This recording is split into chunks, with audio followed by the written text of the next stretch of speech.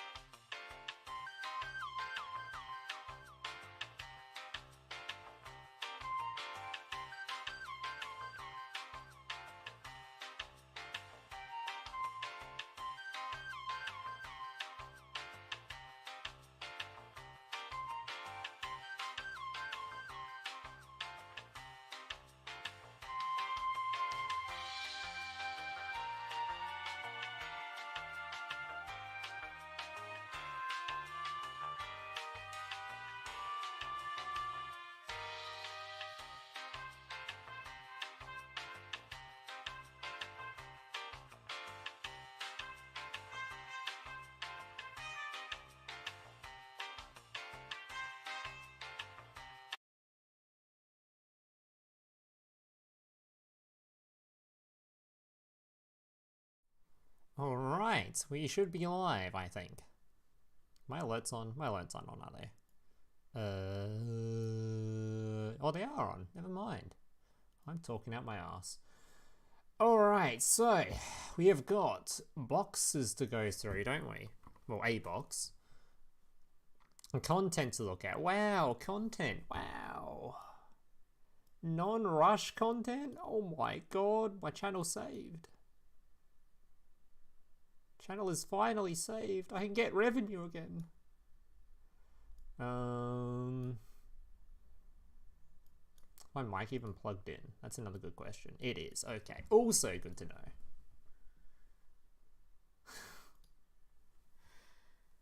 What's up, chat? How are we doing today? Are you ready to look at some great box leaks? Oh, not even leaks, really. I think it's actually announced in game, so... Looking like a big skip? Huh? Skipping on this box? You're crazy.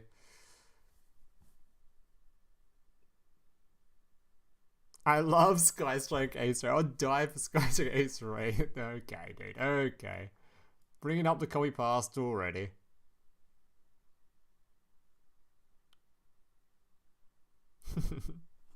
New skills? New skills? Well, they are new skills, so most of them are already leaked, so I don't think they're that... Not technically that new.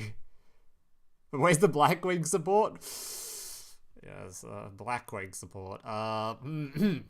Yeah. That's... It's coming. It's coming. The next box. Next box.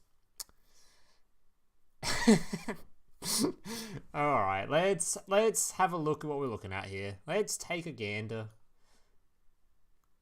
What is this thing on my screen? Get off.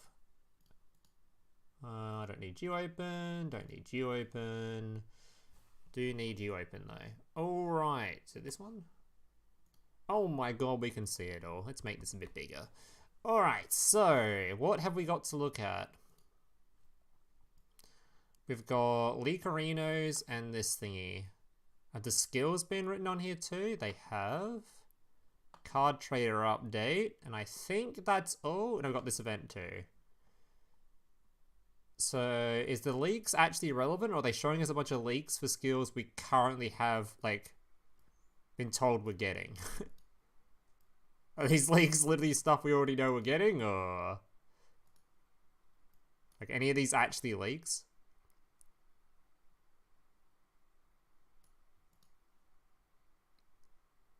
I don't know. Could be.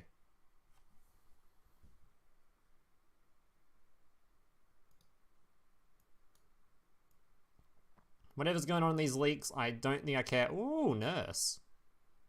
Ooh, nurse burn. Anyway, I think we don't care too much about the leaks, so...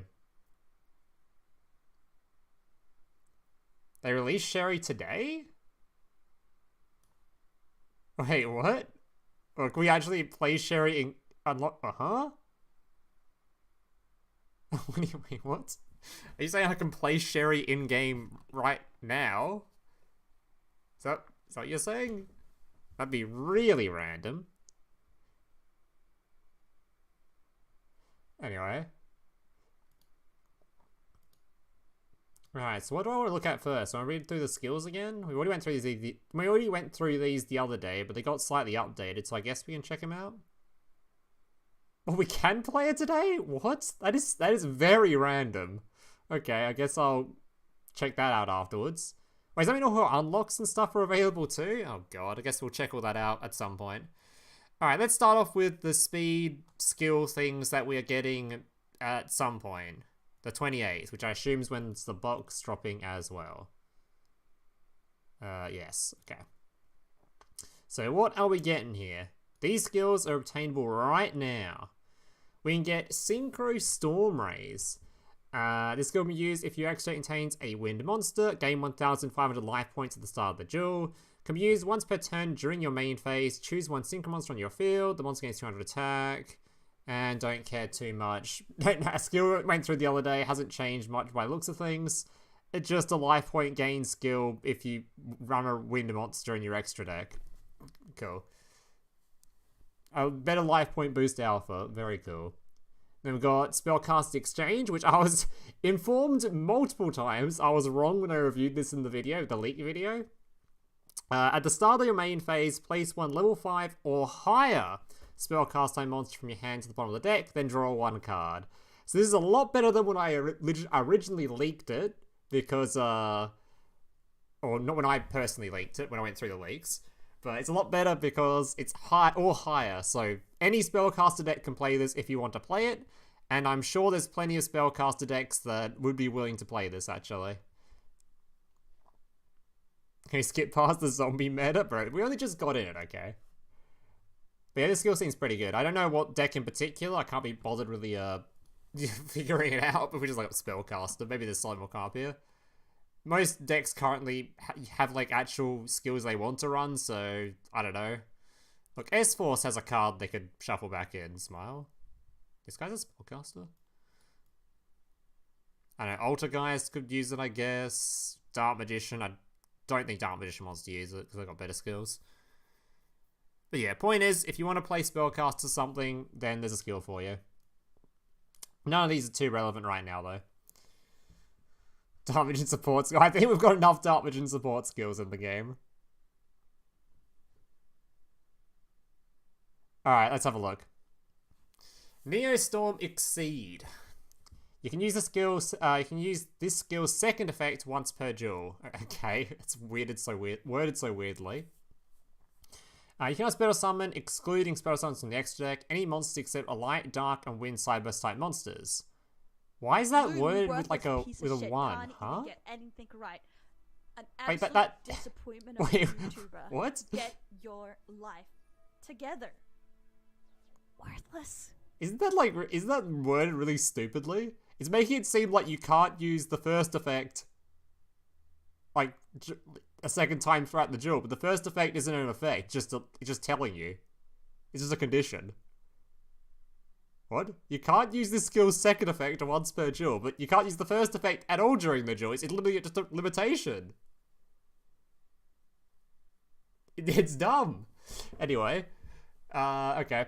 If you control a Cyberse type Link monster, send one Fireball Dragon from your extra deck to the graveyard. Very cool, and it can be summoned. Then you can play the following effect. Shuffle one card from your hand or field to the deck, and then play one Firewall Guardian from your deck to your field in face down defense position. Its battle position can be changed. There you go. So I don't see if there was any changes from the previous iteration of this skill when it was leaked. It's just formatted a bit differently, but it's the same effect, right? No difference. I don't remember if I had the shuffle one card from hand and deck to use the effect, though. That might be different. Most coherently worded Yu-Gi-Oh card. Oh, thanks for 54 months, Jen. Appreciate it. Most coherently worded. It's not even a Yu-Gi-Oh card. It's the skill, okay? Very silly, anyway. Alright, what's this one? Shooting Star Road TGEX. Okay, so we read this skill last time. I swear to God, I hope they changed something about it because the previous limitations were horrendous. So I thought the skill would be good, but then I looked up the actual targets for the skill, and they were so fucking bad that it just meant this thing was completely irrelevant. So let's see if they changed anything. At the start of the duel, set one Starlight Junk Treant from your deck to your field, and send one Junk Converter from your deck to your graveyard. During this duel, you cannot special summon any monsters except Junk monsters, Synchro monsters, and Light or Wind monsters. Synchro monsters with 2500, 3300, or 4000 attack. Okay, they didn't change anything. That's not good. Okay, so this skill is already basically dead on arrival, I believe, because of that first effect. Let me try to look up those specific limitations. What is it? It needs to be...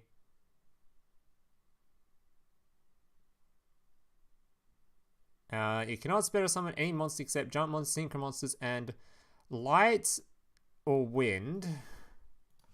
So, I don't know if I type Light and Wind, does it show both? Don't actually know if it does this. I'm sure it does.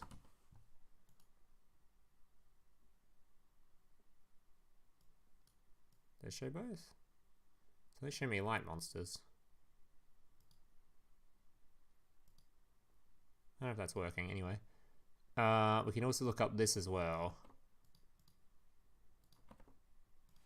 I don't know how to, I know this is a search feature on here, I just don't know how to set it up. Attack? Oh, that's too much effort to set up. I can't be bothered. I can't be asked. Either way, I'm just going to do a trust me bro on this one. These monsters you can summon with this, all of them are pretty pathetic. Like, they don't really have any decent enough effects to make it sort of worth playing over the standard just synchron skills we've currently got. The synchron skills we've currently got are already really good, so... the issue is, the monsters that this locks you into just aren't that great. Better than Shooting Star Road? Maybe.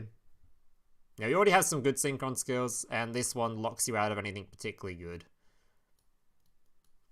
If the only monster you control is one Stardust Dragon, one level 10 Synchro monster, play one Formula Synchron or one TG, receive a Dragonfly from outside your deck to your field and face up to 10th position. Yes, the skill overall seems okay in just terms of just like being a playable skill.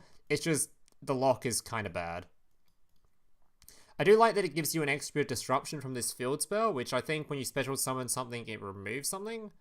You special summon a Synchro monster, target one card on the field, shuffle into the deck. Yes, that's kind of nice. But overall, this lock is a bit of a problem. But we'll see. Maybe it turned out to be a fairly alright skill just from actually testing it out. Alright, that's enough of that. Didn't anything change with the TG skill? I think Harrier pinged me a bunch in Discord with the TG skill, saying it was definitely had something different about it. Limiter removal, regulator open. You can use each of the skills as second and third effects once per duel. At the start of the duel, add 6 TG monsters to your extra deck. Oh boy! During this duel, you cannot also summon monsters except on the extra deck. excluding from the extra deck, sorry. Any monsters except TG monsters, and you cannot activate the effects of level 7 or higher monsters during your opponent's turn except TG monsters. Oh boy. 6 TG monsters put in your extra deck before the game even starts. That's crazy, actually. So I assume the ones we already have. Just assuming. I don't actually know for sure. But that gives us so much room to put in actual good stuff. Because the main lock of this is for your own turn, I believe. So, yeah, during your opponent's turn, you can't use level 7 or higher monsters. So, that are not TG. But during your own turn, you have access to any of the normal synchro monsters in the game. So, we can still put all the really powerful synchro monsters in this deck. It's not locked out of playing them. It's just locked out of using them during the opponent's turn. So, with more extra deck space, holy, you can put everything in there. You toss your Black Roses in, your, I don't know, whatever else powerful synchro monsters we've got. So that is insane. I'm not sure if we have it. Does anyone just happen? This is completely random if someone does. But does anyone happen to have a list for me of the 6 monsters that they put in there? So my hopes is at least level 5 because I'm using level 5. I'd like the main level 5s actually are the ones you want. Because if it has Star Guardian, this dude, Halberd would be fantastic. If it has these 4, that'd be fantastic. That'd be absolutely fantastic. I assume we won't have this one because it's a new box card, but these 4 will be fantastic. I wouldn't mind this guy either, but I don't particularly want to use him. But these are the 5 that I want the most. Just one of each. If it has all these guys, that'll be pretty decent. I don't really want Dragonfly. My guess is it wouldn't have Wonder Magician, maybe. It's probably these guys. And then the Dragonfly. Either way, I'm sure there's some good stuff in there, so.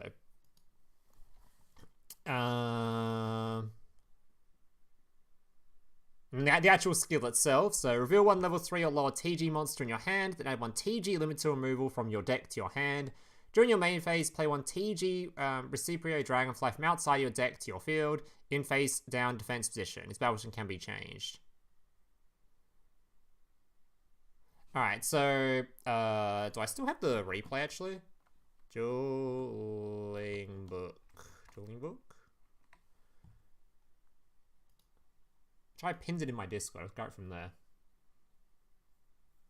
Oh, we only have 6 TG synchro, so it's 1 of each. Okay. Let me just grab. So I showed this on my stream the other day, but for people that didn't see it, I'll show it again here, just because I might as well. It's kind of relevant. This is, I'll just fast forward the replay because a lot of you probably have seen it. This is an example combo you can do with the new TG skill. For those that want to see it. So, there's a 1-card combo with literally any low-level TG monster. Doesn't matter which, just has to be lower than level 3. And you can do this. So, reveal it. Search for your removal. Activate your removal. Discard a card. Search for 2 TGs. Grabbing these 2.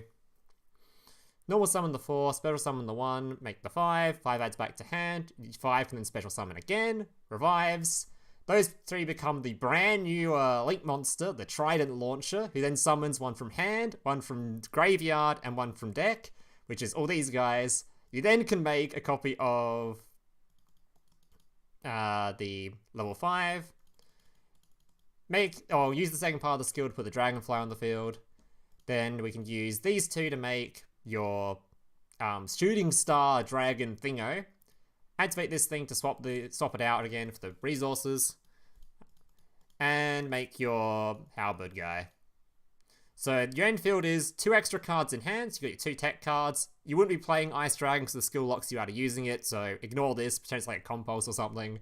You have your 2 back row. You have your Halberd cannon, which is a negate for special summons. Your Link monster that makes this thing completely untargetable with things like Book of Moon or any targeting effect for that matter. This dude's completely untargetable. And if your opponent does manage to remove it, his effect activates to float himself out to summon this guy back to the field, which is why we put him in the graveyard. So, TG skill looking pretty good. That's all I'm getting at. Alright. Moving on. Good luck getting through that. It wouldn't be too hard, because like that little lock there, or that little setup, the 2 back row is obviously, you have to hard draw them. Like, you don't always start with 2 back row. And the removal effect from the Link monster is for only innate special summons. So, things that don't start a chain. So, if you're using a fusion deck for some reason, the negate does nothing. You just fusion summon and you just shit on them. They completely shit on them. I think...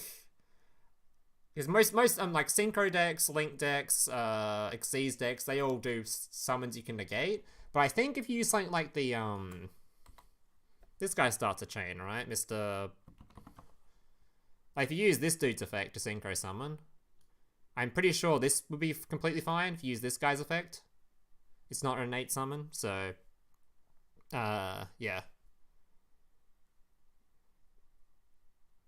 So there's plenty of cards and special summons and stuff that get around it that will completely screw it over, but yeah. Oh, Harbor can also miss timing, that's also true.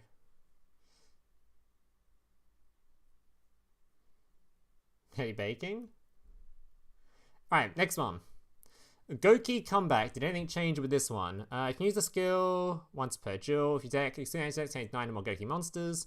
During your main phase, select one Gouki monster on your field or graveyard and gain life points equal to its original attack. Sure.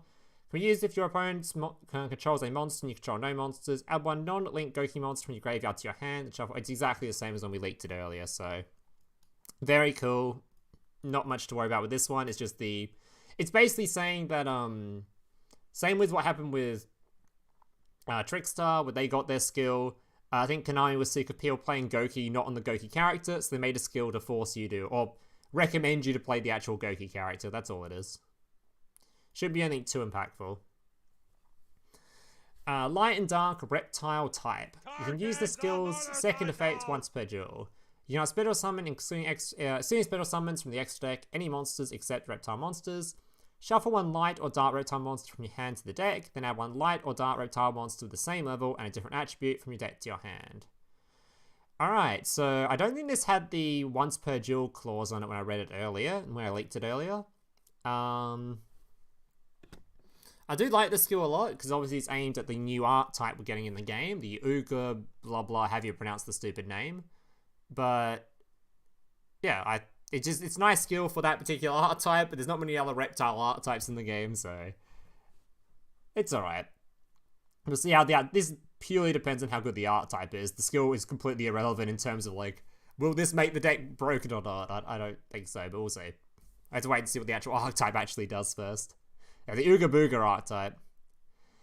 Alright, then we have Gladiator Beast, the skill that needs to be an absolute miracle to make that archetype work, and I don't think it was a miracle, but hopefully the box has some insane cards in it, because I haven't read all the Gladiator Beast cards, so maybe there's some insane archetype cards that make the archetype playable, even without a main phase 2.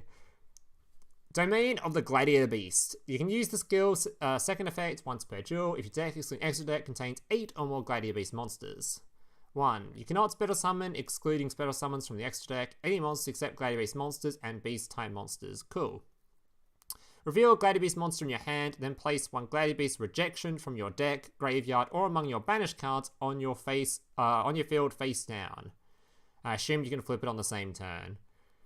So, for those that don't know this card, basically it's a card that says your Gladiator Beast can't be targeted during the main phase, I believe is what it says. Which is really good because it means you can basically just ignore most back row in the game before going into your fusion summon, and then you can remove your opponent's stuff without your stuff being targetable. So, yeah, and it also allows you to special summon stuff on normal summon, I believe. You just summon something and it summons a dude from deck. If a Gladiator Beast monster is special summoned from your main deck, so yeah, with things like that card that summons normal monsters from your deck. Yeah, so this card is a very good skill because that is like the main weakness, the main strength of this deck is literally this card by itself. This card is the only thing that makes the deck even remotely playable, so it should be a good skill, but I'm still not convinced Gladiator Beast is a good enough archetype to even be good, even with a skill as powerful as this. I think it needs to be a little bit stronger.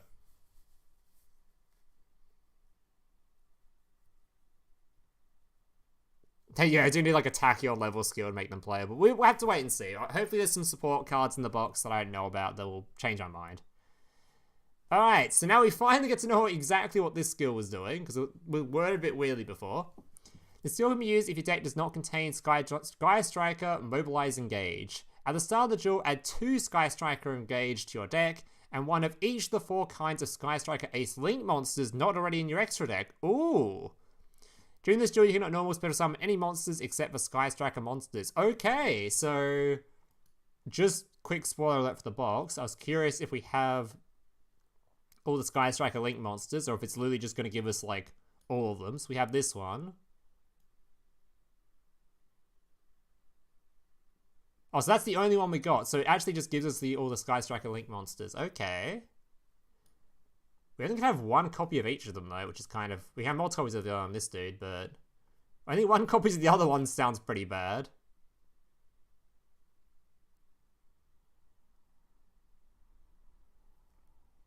I'm not sure about the 1 copy of each of them. That sounds a little bit sus.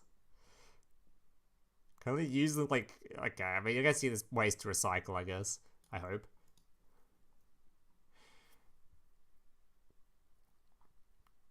It gives you a couple of engage as well. Have we found out how we get engage yet? Is it in the box, or is it just...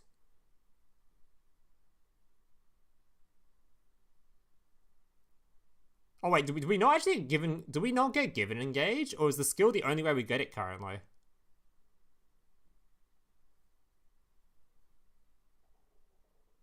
Oh, it's just the skill. Oh, okay. So I guess they're hinting out they'll give it to us in the future, I'm guessing. Is this how it's... Is it like future-proofed how it's worded? So you're getting 2 engage and getting all the link monsters at 1? God. Will Sky Striker even be good? I have no idea if Sky Striker will be good, man.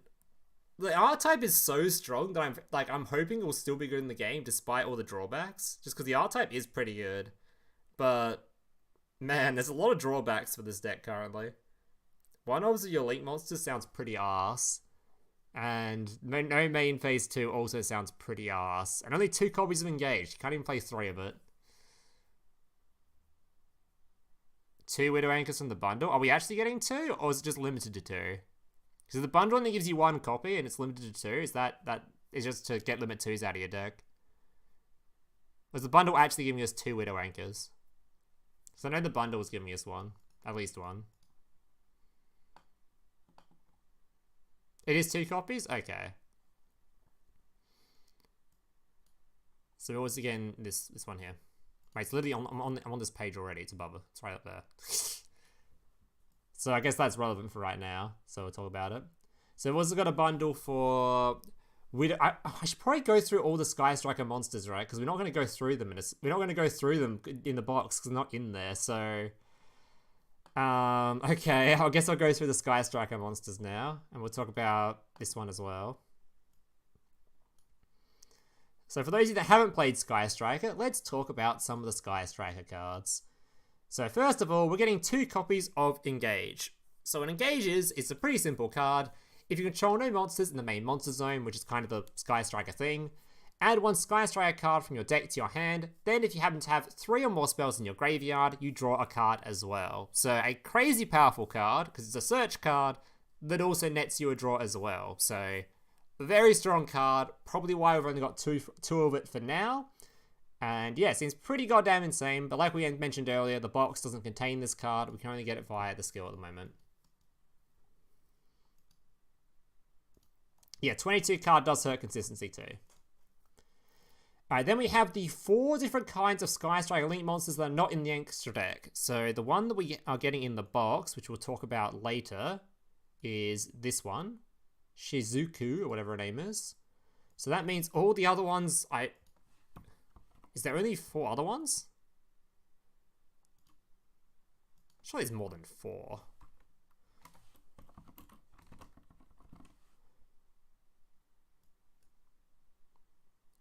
I really have to go to one thing down here somewhere. I don't even know which ones it's gonna be. I mean, I assume it's gonna be it's you, and is it this one? These ones? Oh, you're just a... I mean, I assume it's these four, right? Bold guess. Oh, it's not the Link 2. It's these three, right? It's these three. These are the two of the same card. Is it not this one as well? Not Zig. Who's the fourth? Kigari.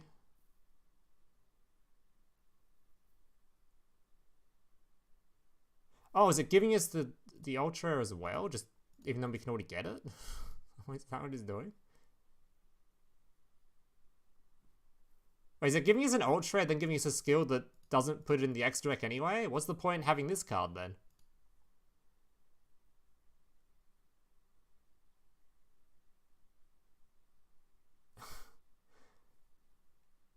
I guess you have multiple of it, I guess. Okay, sure. Oh, that's weird. Okay, so I guess it's only giving us... We're not even getting a Link 2, okay. So we're only getting these three. Okay. I was kind of hoping we'd get this dude as well, but I guess they want to save it for later support. Alright, so first of all, we've got your Hayate.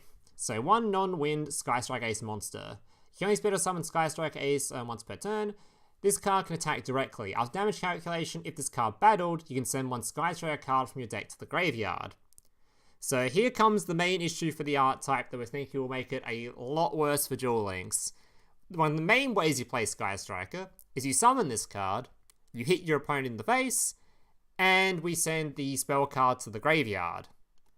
Then you'd summon out your Kagari over here, who, if this card's spell or summoned, you can target a Skystriker spell in your graveyard, add it to your hand. So you hit him in the face, send engage to the graveyard, summon Kagari, add it back to your hand. We can't do that in Duel Links because there's no main phase 2 to do that combo. So sending stuff to the graveyard is cool, but we can only use the follow-up, the search effects and stuff on the following turn. It becomes a lot worse. So there are some benefits, such as the continuous spell, I believe, is end phase. It's been a while since I've played any Skystriker cards. Did we even get it? We got it, this one here, I believe, is end phase.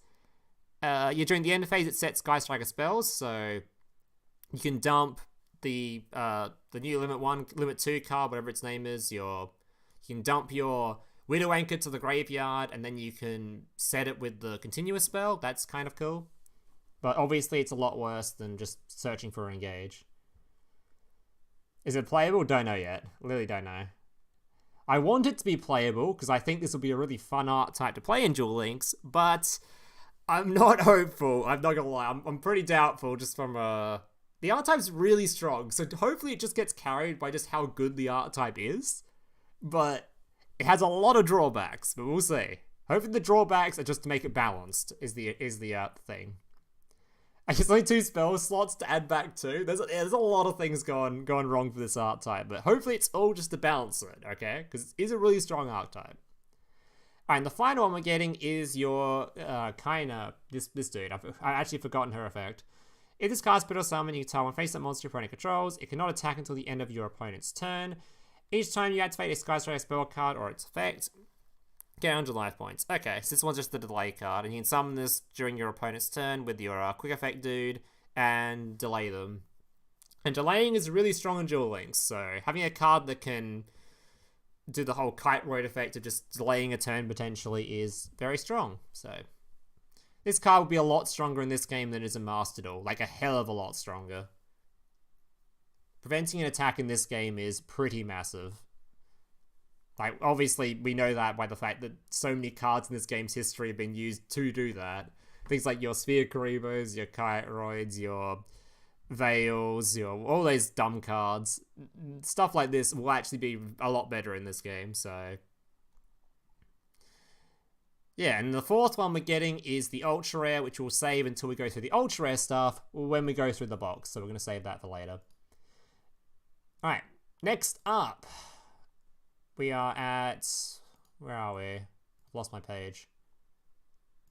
Oh, here's this page. Oh yeah, Widow Anchor. So we're getting Widow Anchor as well. Alright, if you control no monsters in your main monster zone, target one face-up effect monster on the field, negate the face-up monster's effects at the end of this turn, Then if you have 3 or more spells in your graveyard, you can take control of that monster until the end phase. So, another very powerful spell can yoink your opponent's stuff and negate their effects as well. So we already know how powerful Econ is in this game. This card is going to be very strong for the deck, that is for sure.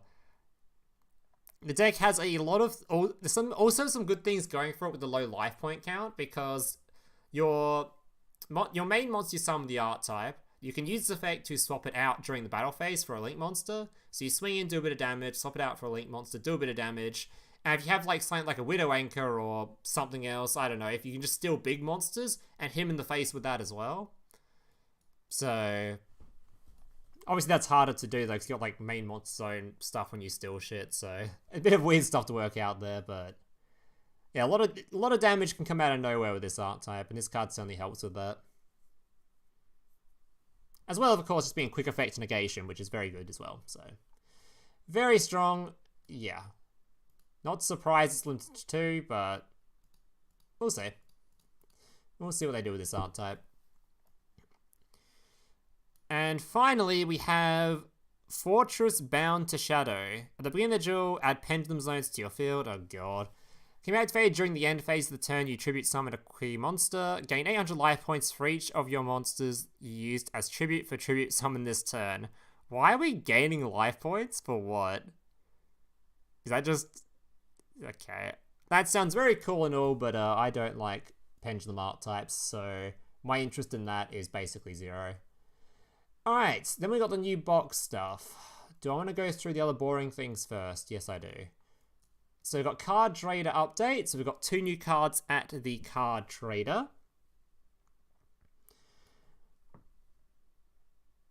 He wants the pause or what? Finding a pendulum deck confirmed? Hell no, I'm not.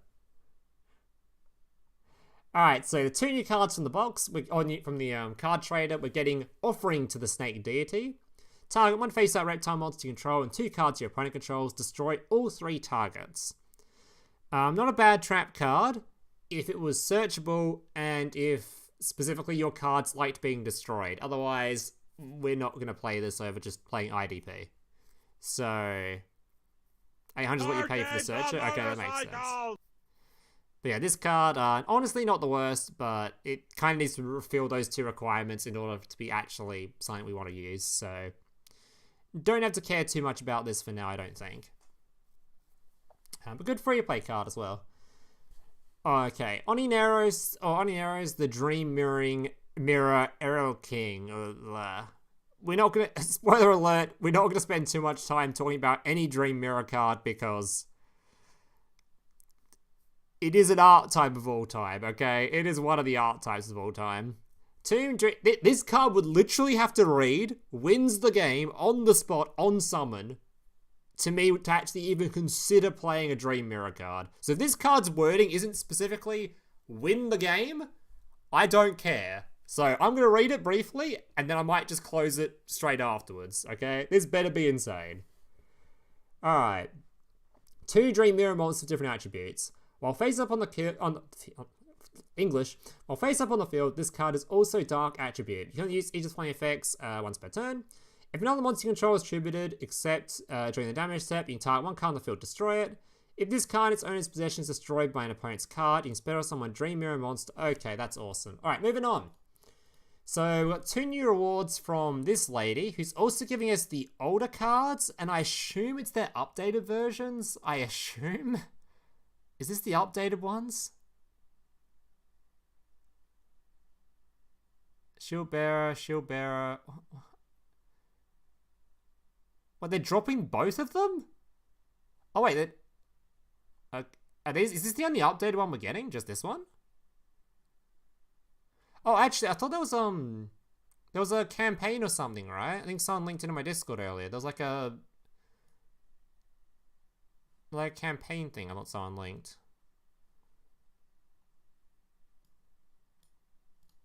Oh god, I'm gonna read through my Discord. It's brain damaged. But someone linked something in here I want to look at.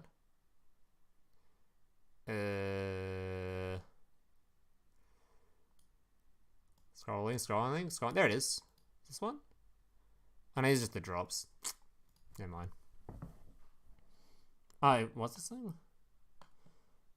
I thought that was like a thing that just like bingo drops the... No, it's not this one. Oh, it's like a bingo campaign or something that gives you these cards, but the updated versions or something. Maybe I'm just stupid. Oh, in the box is Spear Holder. Okay. Oh yeah, he's too. Alright, so look at these two cards. We've got a Noble Knight's Spear Shield Bearer. If this card is normal spell or summoned, you can banish one light monster from your graveyard to draw one card. You can banish this card from your hand or field, add one level 6 or lower Wind Beast monster from your deck to your hand.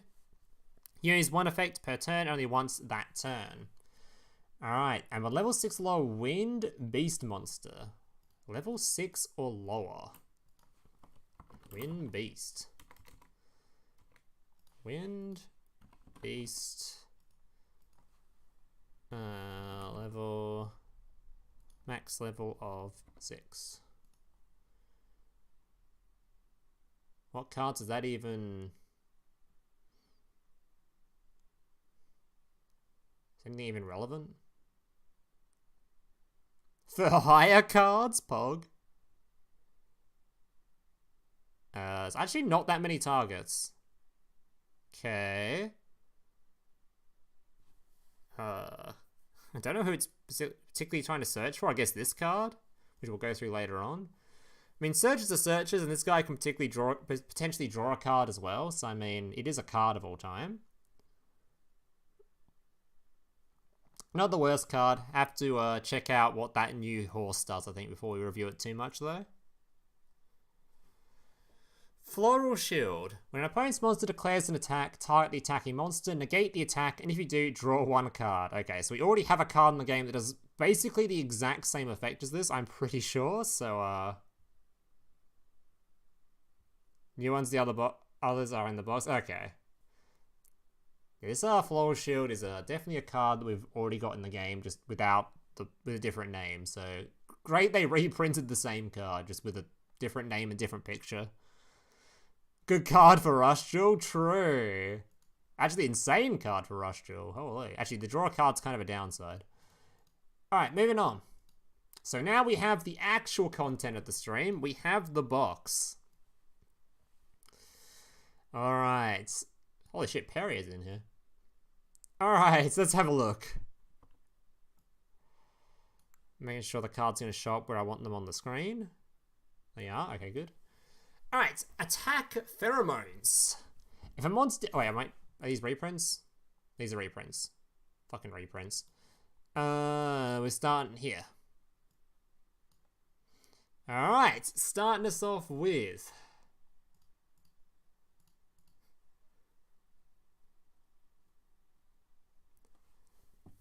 Alright, starting off with the Owl Lumerian Raj. Okay. All monsters in the field lose attack and defense equal to their own level times 300. Whoa, that's crazy. And this card's actually a pretty insane, like, if you're playing like a draft format, this card would be kind of sick. Just a normal summon that can beat like every other normal summon in the game would be kind of cool. Sadly, we're playing a constructed format and this card's never going to see any play, but actually it's a tuner monster as well. You know, if there was some worm archetype that required specifically a random level 3 worm tuner, this one honestly isn't that bad. But yeah, we're playing a constructed format here, not some sort of a arena one. But this would be a fantastic like drafting card, I reckon. All right, what's this dude doing? Why is he so ugly? Dude, your fucking archetype name is hard enough to pronounce. Why is your actual name hard to pronounce? Fuck's sake. Alert? Is it just a stupid way of spelling alert? The Ogdoadic Dragon. No, Dark. Whatever. If this card is in your graveyard, you can shoot one monster, spell summon this card, then your opponent can add one monster from their graveyard to their hand. If this card spell or summon, you can target 2 of your banished monsters, including at least 1 reptile monster, return to the graveyard. Okay. So that effect is interesting, because it might recycle graveyard effects, but I don't really know what graveyard effects this archetype has yet. So, is it good? maybe. I don't know what the archetype does yet, but recycling stuff from the banished pile seems alright. Giving your opponent a card, on the other hand, doesn't seem very good. But, I mean, if we like recycling our banished cards, like if they're as good as like recycling a Mizuki is, for example, then that sounds fantastic. Have to check out what the rest of the cards do, I think, first. He's also a really big boy, so you're going to want to actually get this card in the graveyard somehow. Otherwise, it'd be kind of cringe just to have this dude in your hand. Yeah, give your opponent back a crow. Give your opponent back a crow so they can reuse it on the card you put back in the graveyard. Holy shit, big brain. Well, that seems a bit weird. It'll make more sense later. I assume it will. Alright, moving on. Cyberse Accelerator.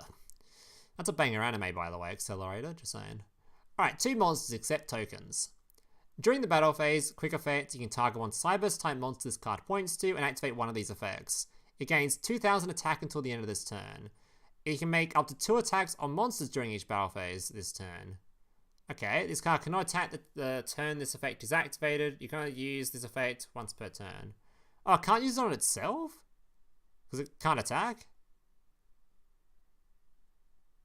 Oh, because it can't use points to anyway, I'm stupid. Is this card of any use?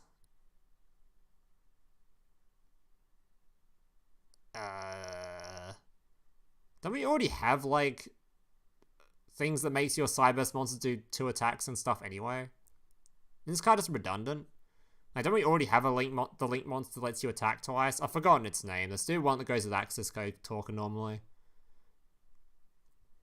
Now, don't we already have, like, this style of effect on just a much easier monster to summon? Yeah, Update Jammer, that's his name. Yeah, I've already got Update Jammer, right? So, and Update Jammer already doesn't see that much play. It sees a little bit. Yeah, we don't need this dude. We got Update Jammer already. Alright, is this card showing on screen enough? Yeah, it's enough on screen. Alright, Cyberse Reminder. An Xyz 3. You can attach one material from this card until when Cyanide spawn a trap card in your graveyard, add it to your hand. Okay, not bad. We like having the ability to potentially recycle our disgusting spell cards and trap cards. If these cards destroy battle or is destroyed by an opponent's card effect, while it's in its own monster zone, you can special summon 2 level 4 Cyberse type monsters with different names from your deck, but their effects are negated. Okay. You can use each effect once per turn, or you can also special summon monsters from the extra deck the turn you activate either of this card's effects except Cyberse type monsters. Alright, actually, for a normal rarity card, I could see this having some use. If we have space in the extra deck, I don't see why you wouldn't want to use this. That sounds pretty good. Obviously, you have to have level 3s as well, but if you have space in the extra deck, there are actually some really good Cynet spells to search for. Like, or add back from the graveyard, recycle, right? We've got Mining, we've got Crosswipe. I don't think, do we have the trap card? We don't have the counter trap yet, do we? We don't. Backdoor's alright, but these two are actually fantastic, so...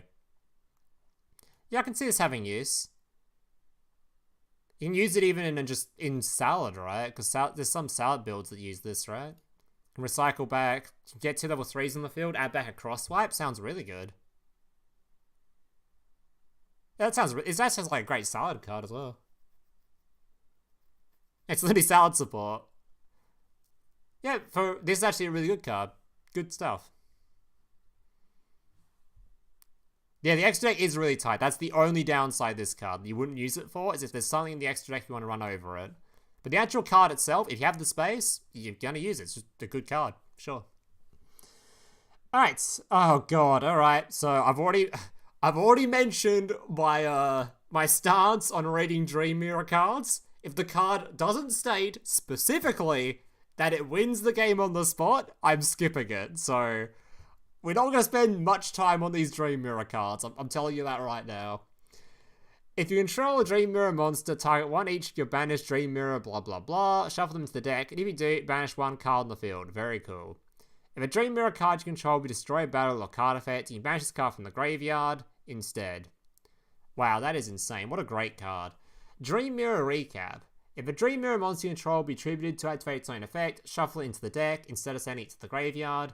During the main phase, you can send this face-up card to the graveyard, place one of your Dream Mirror as banished to the graveyard face in your field zone, then you spirit summon a monster from your hand that specifically lists that card. Wow, that is an amazing effect. Cool to read. Dream Mirror of Chaos. Fusion summon one Dream Mirror fusion monster from your extra deck using monsters you control as fusion material. If a Dream Mirror joins in the field zone, you can use the monsters in your hand as fusion material. Wow, my hand? That's so good. If a Dream Mirror of Terror is in the field zone, you can also banish monsters from your graveyard. That's alright. Damn, that's a great fusion spell. Alright, moving on. Okay. Hopefully that's the last Dream Mirror card in this box, because I don't want to have to read another one. I really don't. I'm praying to God that's the last Dream Mirror card I have to go through. Okay. Okay. Yeah, up to here, right? FLEUR de FLEUR. I have no idea what this is, an equip spell. Activate this card by targeting one level 2 or lower monster in your graveyard. Special summon it but negates effects. Also equip it with this card. When this card equipped by this effect leaves the field, destroy that monster. The equipped monster gains 700 attack. If this card is sent from the spell and trap zone to the graveyard, you equip this card to one synchro monster you control. Okay, activate once per turn. So this card just grabs a tuner monster from your graveyard.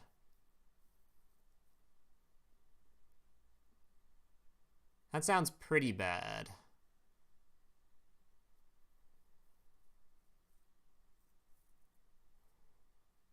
I mean, this sounds pretty awful, right? There's many more, don't tell me that. Yeah, this card seems pretty bad, right? We don't care about this, surely. Yeah, Living Fossil, we've already got revive effects for this. I'm just wondering, maybe there was some specific combo you do with this deck that wants to use this. Like, it's a search effect for this card. It's got FLEUR in the name, so maybe there's a search card for FLEUR cards or something. Like, if it's searchable, I mean, searchable revives are sometimes playable. I don't think this one's making the cut unless there's some combo that it searches for this thing to bring back a tuner to turn into Baron de FLEUR or something, you know? Like, if there was some level 8 synchro in this archetype, they need to search for this card to then revive the tuner monster to make your Baron de FLEUR, then that'd be insane. But I don't think that's how this deck's working. Alright. -1 Velar slot, true. Florgos, the Augur Boundless. If this card is sent from the field to the graveyard or special summoned from the graveyard, you can target one face-up monster your opponent controls and one monster in their graveyard with equal or higher attack than that target. Special summon that monster from the graveyard to their field. If you do, send the other monster to the graveyard. Oh, this is an interesting card. It's kind of similar to that trap card, right? But not really, but sort of similar, where it sets a card to the field. That's kind of cool.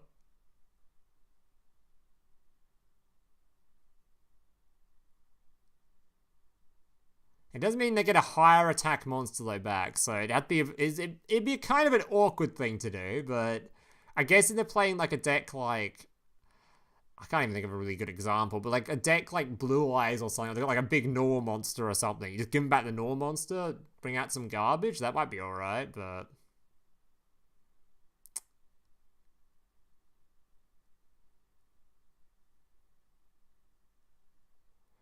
Okay, it's also really good for, obviously decks with the same attack stats as well, or cards with the same attack stats. Alright, anyway. If this card's in the graveyard, you can send one card from your hand to the graveyard, add this card to your hand.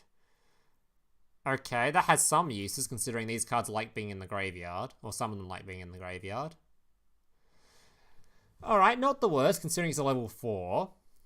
I'm sure the archetype's got better cards than this, but that's honestly not the worst effect I've ever read. It seems kind of hard to sort of visualize in practice just exactly what targets are good for this. Because it needs to be like, you're summoning things back with higher attack, right? But I guess you can get rid of like tuner monsters. Like your opponent has like a monster and a tuner on the field. You can get their tuner monster, toss that in the graveyard to summon back a non-tuner. So despite summoning something with better stats, it's obviously worse for them because they can't synchro summon. So if you think of it like that, there's probably some good uses for this card, actually. And it can be used from field to graveyard or when it is special summon. So there's like a couple of good things too. So I can see this card being pretty good. I can see it being pretty good.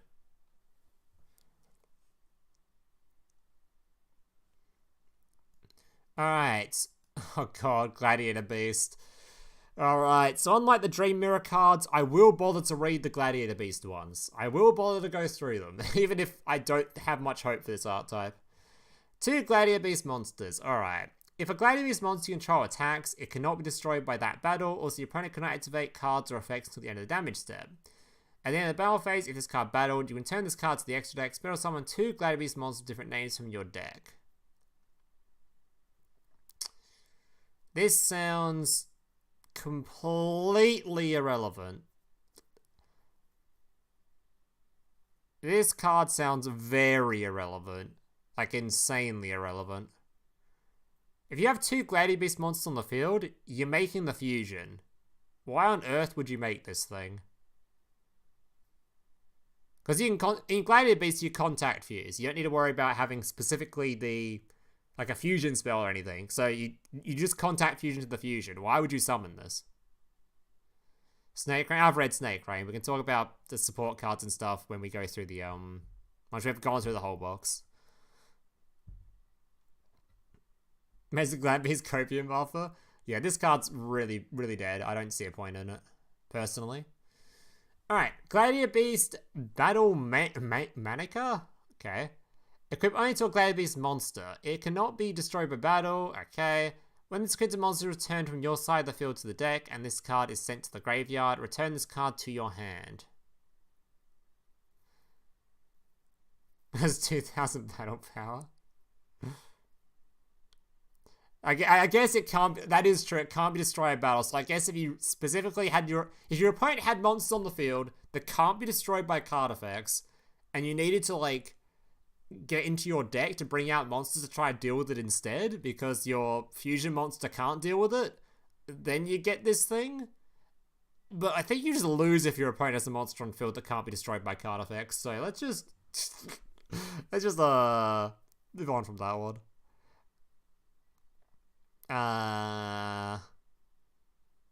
So this is protects from battle, right?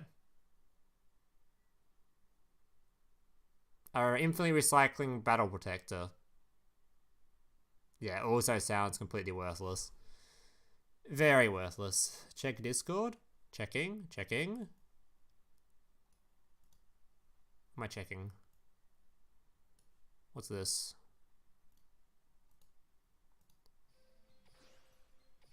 Alright, summoning a flower. Oh, is this the animation?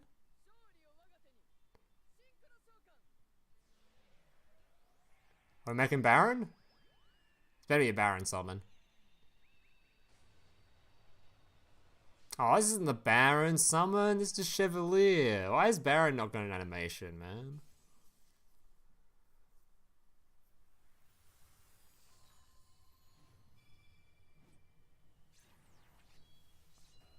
Okay, so the animation looked great until one particular part. I don't know if you guys like had the same reaction as I did, but as soon as the fucking shield showed up, it ruined the whole thing. Look how ugly the shield is, man. It looks like a sticker. The art, it looks sick, and the shield shows up. It looks like a fucking sticker. Why does it look so odd? Maybe my eyes are just stupid. Like, what is that? It's so... It doesn't look like an actual, like... What is going on there? I don't know. Anyway. Maybe I'm just, Now I'm just too picky. Too picky with my animations. But that one... It's ruined by the shield. Alright, moving on. Gladiator Proving Ground. Alright. I don't think I mentioned if I thought this card was bad or not. This card's bad. Alright, add one level 4 lower Gladiator Beast monster from your deck to your hand. So a Gladiator Beast Searcher. I mean, searchers are good, don't get me wrong. But the issue is, with Gladiator Beast specifically, is that how the deck is built in Duel Links, with like 20 cards. I think you'd prefer to have the special summon to bring out the Norm monster, than you'd prefer to have this. Just because you want to trigger special summons on your continuous spell. Like, is there any Gladiator Beasts you actually want to search for? Like, none of these, like, they all do have, all battle phase effects, right?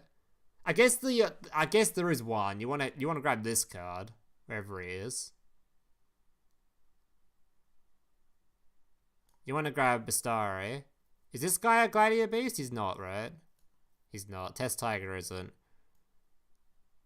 So I guess you can search for Bastari, because he's the way you make the fusion monster.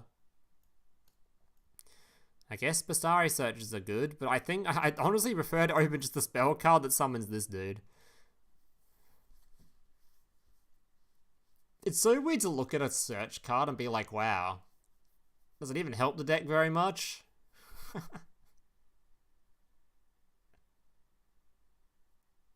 Oh yeah, we're got a new spell card too, right? We're getting Fusion Deployment up here somewhere. This card. So I guess Fusion Deployment does help. They made it limit 3? Oh my god, Gladiator Beast can't even use limit 3 trap cards. Whatever. Okay. Yeah, I don't know. There's so many, the issue with Gladiator Beast with this card in particular, which is why I assume a search card is only of normal rarity, is we don't actually want to like have them in our hand. We want to special summon them from the deck for their effect. So just having them in hand doesn't really do much. Actually doesn't do much. So having a search for them is like cool. I'm not really gonna do much with you. You know? So I honestly don't even know if this card will see play in the deck. Which is so weird to say for a search spell, but like, your whole goal is you want to special summon them from the deck for their effect. You don't want them in your hand. The only one that you want in your hand is sometimes like I said, that other guy, because he makes the fusion monster. But with the spell card in the field, you summon them from the deck anyway if you special summon, so you probably want him in the deck still. Still a great spell. I'm not even sure what we're going to use this for. I really don't. Works with the skill? In what way? Oh, just because it's got the name? So you're saying? You just want the name? 30 card deck? Maybe. Yeah, if we could search Test Tiger, that'd be huge, but it can't.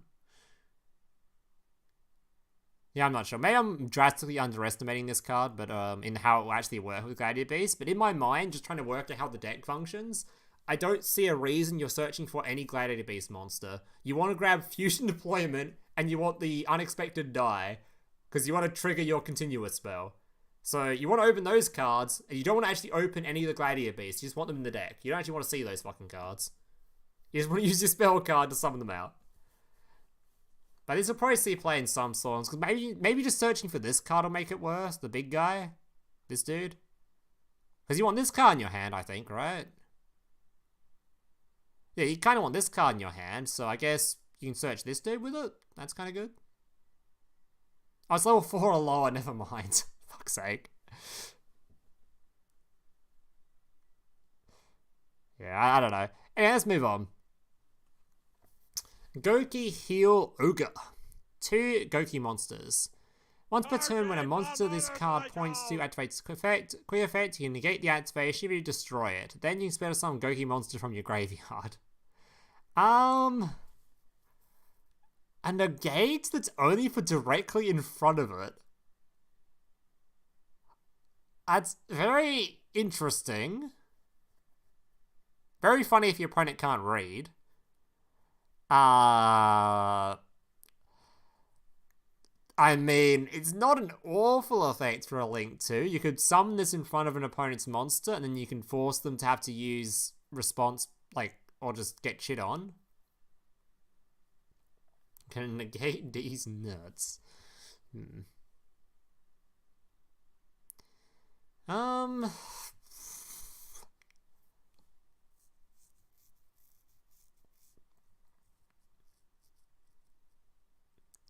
The practical uses of this card are so limited, but if your opponent specifically summons like a Link monster to the... If you just have anything in the extra monster zone, you summon out 2 Goukis. Your opponent doesn't want to use stuff on your Goukis, so you go for the Link 3, because that's normally the choke point.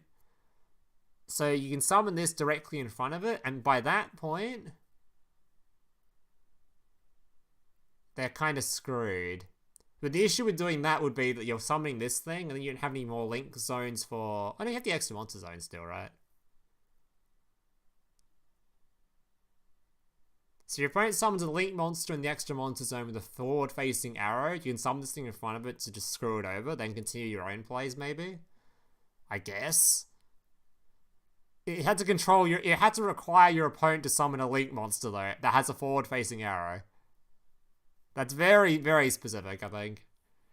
I think this card, it might see play just because the current Link 2 are using. I don't think his effect is particularly relevant, if I remember correctly. It's like an attack boosting thing on a deck that has like a trillion attack or something, so...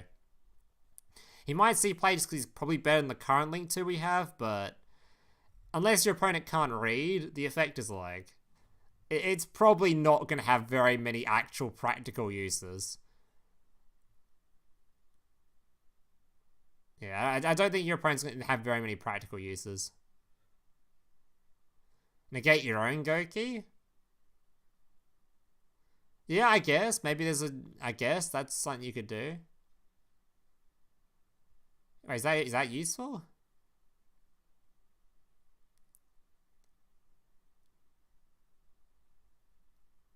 I don't know if that's useful. Maybe that's useful. Either way, there's probably some practical uses for it, but I think they're a bit limited. Unless I'm missing some sort of combo with destroying your own stuff, maybe. That might be the main use for it. I'm just not seeing it because I'm not Gouki-brained enough. Alright. Gouki Moon Salt. Okay, you can reveal this card in your hand and tile on Gouki monster control, except Gouki Moon Salt. Spell summon this card from your hand. If you do, return that monster to the hand. You can tile one Gouki Link monster in your graveyard, return it to the extra deck, then you can add one Gouki monster from your graveyard to your hand. I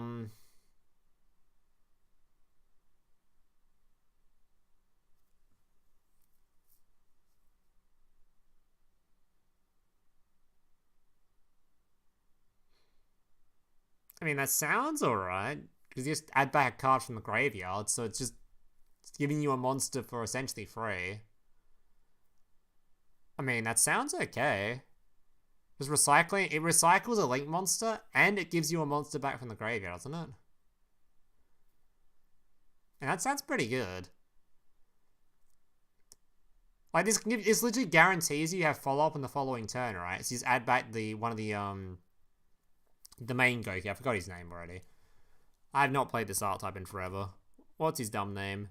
Super X. You just add back a Super X for a following turn. Sounds pretty good.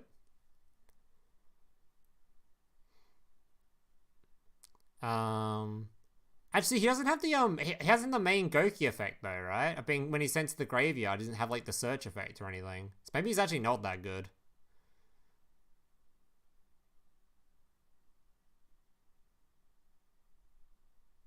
Yeah, actually, I don't sound that good now. I think about it, because the whole like benefit to the Goukis is they'll have that effect, right? He doesn't have the search effect on him. No search effect sounds bad. I think I changed my mind. Never mind. I don't like him too much.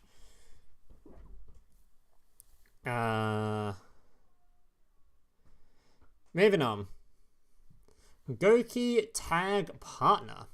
If this card sends the graveyard as link material for the summon of a Gouki monster, you can have that Gouki link monster gain 1000 attack. Pretty irrelevant considering the attack stats we can get on Goukis right now is like 9,000, so probably not all that relevant. During the main phase, except turn this card into the graveyard, you banish this card from the graveyard, then tile one Gouki spell in your graveyard, shuffle into the deck. So I got hiccups or something. So the good thing about the recycle the spell card is we've only got one rematch, right? So I guess recycling rematch is okay. But again, this doesn't have the Gouki search effect on it, which makes it so much worse. You're just losing value, because all the other Goukis, they all have just search effects when you send them to the grave. Which is insane. And this card doesn't, so if you use this thing, you're getting really much, like, nothing out of it. It's also a level 5, which is kind of concerning. Yeah, so I don't think we care too much about these two. If they have the search effects on them, they might be useful, but yeah.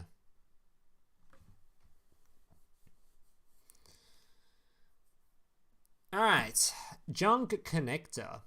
2 effect monsters. Warrior and or machine type, including a tuner. Okay. Why has this guy got no legs? He's got like, oh no, he has got legs. He's got like, they're below the rocket thing. Okay, anyway. Once per turn during the main phase or battle phase, you can quick effect. Immediately after this effect resolves, synchro summon one synchro monster using only 2 materials. If this link summoned card you control destroy battle or card effect and sent to the graveyard, you spirit summon junk synchro monster from your extra deck. This card is treated as a synchro summon.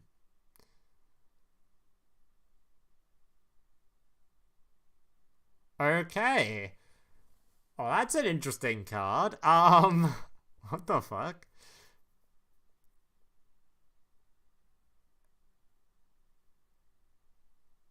A quick effect synchro summon monster, huh? On the link.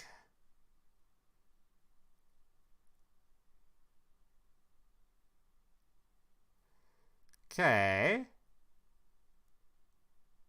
I have no idea how to review this card. It feels too weird. Playing a link monster in like a junk deck sounds so odd. Is that good? I mean, we already have quick effect synchro summoning cards like formula, right? But I guess the advantage of this card is it's a lot easier to summon. You don't have to have like 2 specific like level 2 have not to add up to level 2 to summon it.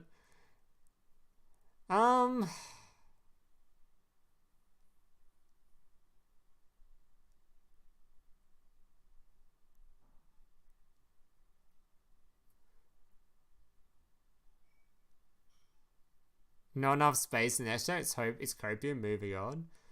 I know I can see some practical uses for this. So I'm thinking like all the decks that like currently it'd be cool to do stuff like that with, but formulas kind of aids to get on the field. You could summon this thing instead now. It's just 2 monsters. One has to be a warrior machine. I don't know. Maybe you could see some use. It's also not very restrictive. Like it doesn't say like you can only summon junk monsters like with it. You can summon like Trishula and all those with it, I guess.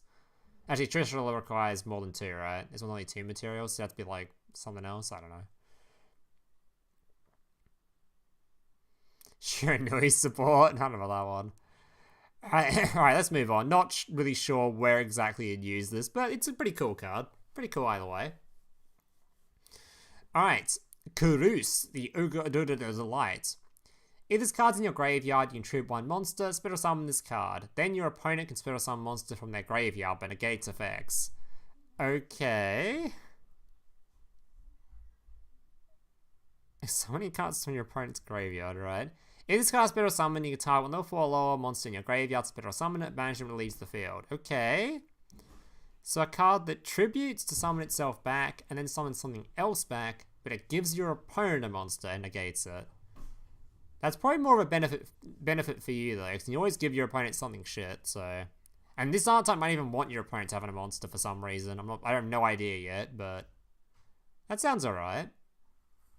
I don't know if this archetype has any like extra deck cards or things that it wants to make, so summoning something back from your graveyard might lead to a cool combo or something.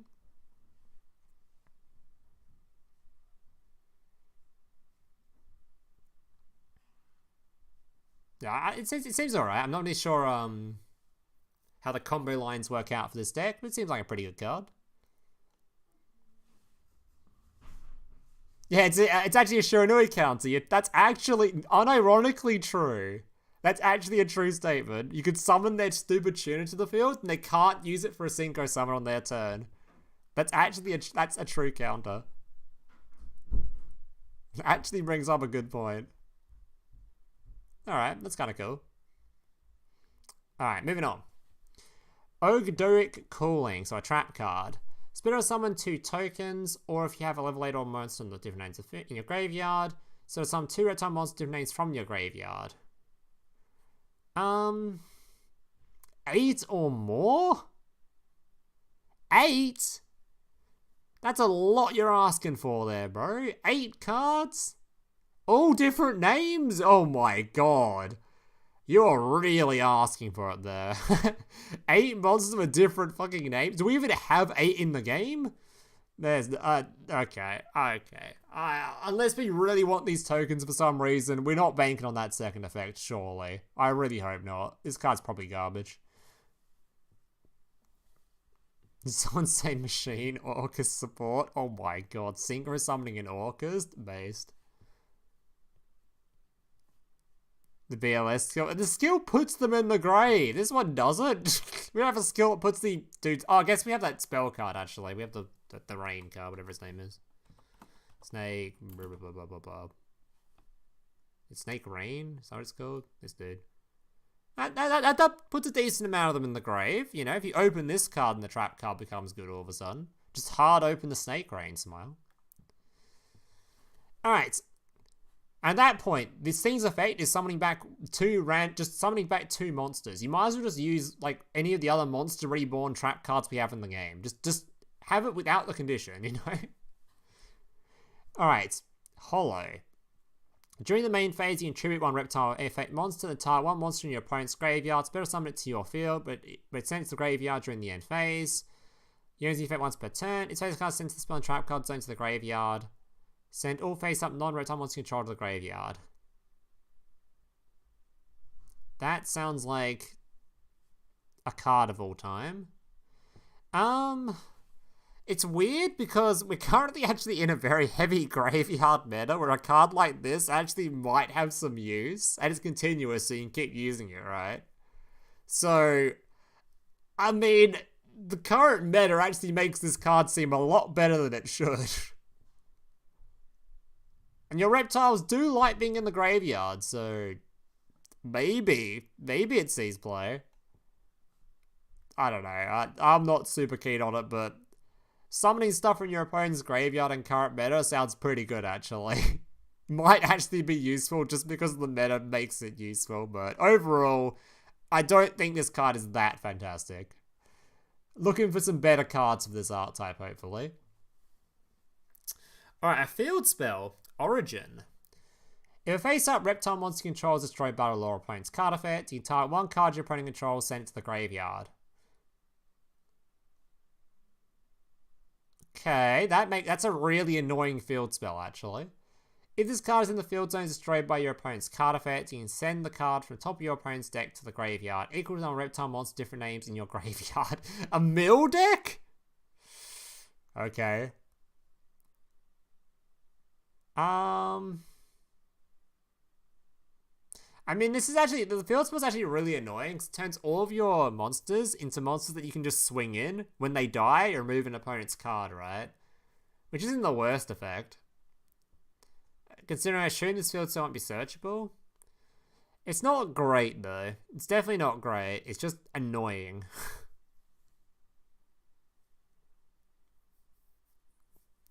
It's just annoying. I'm hoping there's like a search effect in this archetype somewhere that makes this card sort of maybe worth playing, but I don't know. It's kind of like how the Tenyi field spell works. Not the same, but like the Tenyi field spell people are running at like 1 because they can technically search it with the spell card, right? And it has an okay effect of just sort of protecting your stuff. This card sort of does the same sort of thing. Maybe it's good at 1 if it's searchable, just because it sort of protects your stuff. If your opponent's going to destroy something, you're going to obviously destroy their field, which sounds pretty good. But you wouldn't want to play it more than 1, surely.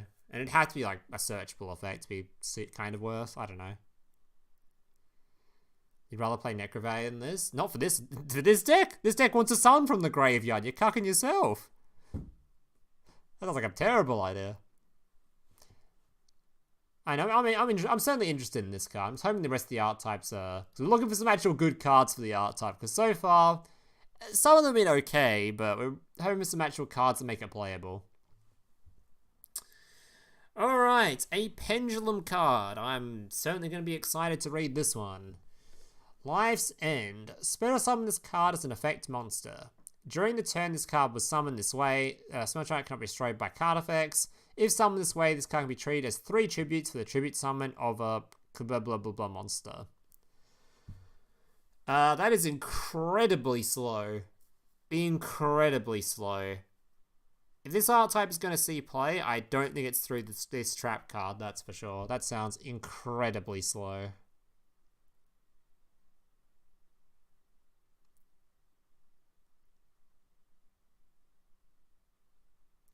To be honest, people are arguing. I can't really judge if the box is bad or not because I haven't gone through it all yet, but If they actually put Sky Striker... I don't know. Can't really talk much about the strength of the box. I've actually gone through them. Only in the normal section so far, so...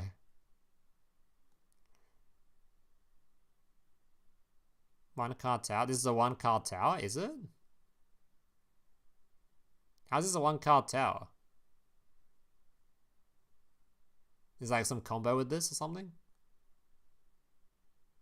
Because you activate this on your... You have to wait... You set this thing. You activate it on your opponent's turn to summon just a monster.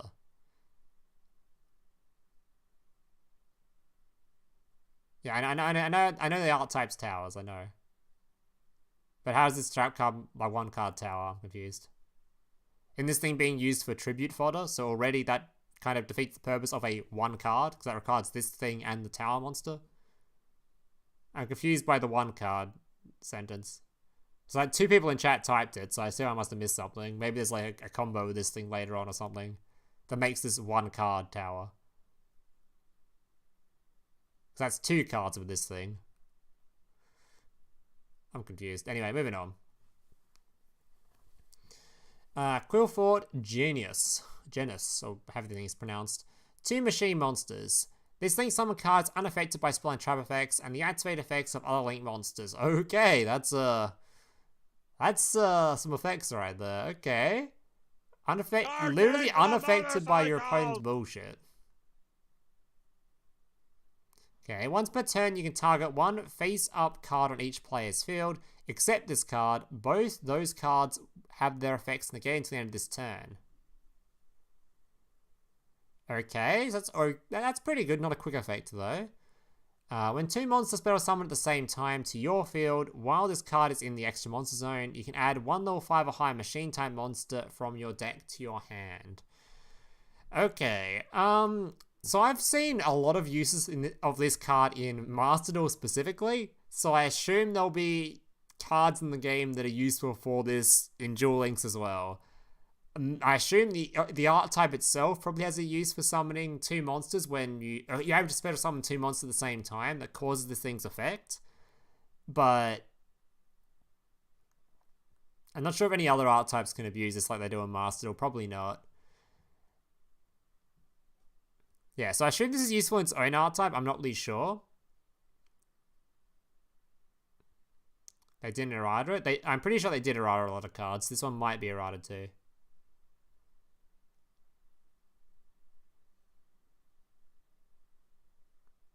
Wait, how's that not possible in Duel Links? When 2 monsters spell summon at the same time to your field. How's that not possible? What do you mean? 2 monsters at the same time. How's that not possible? What?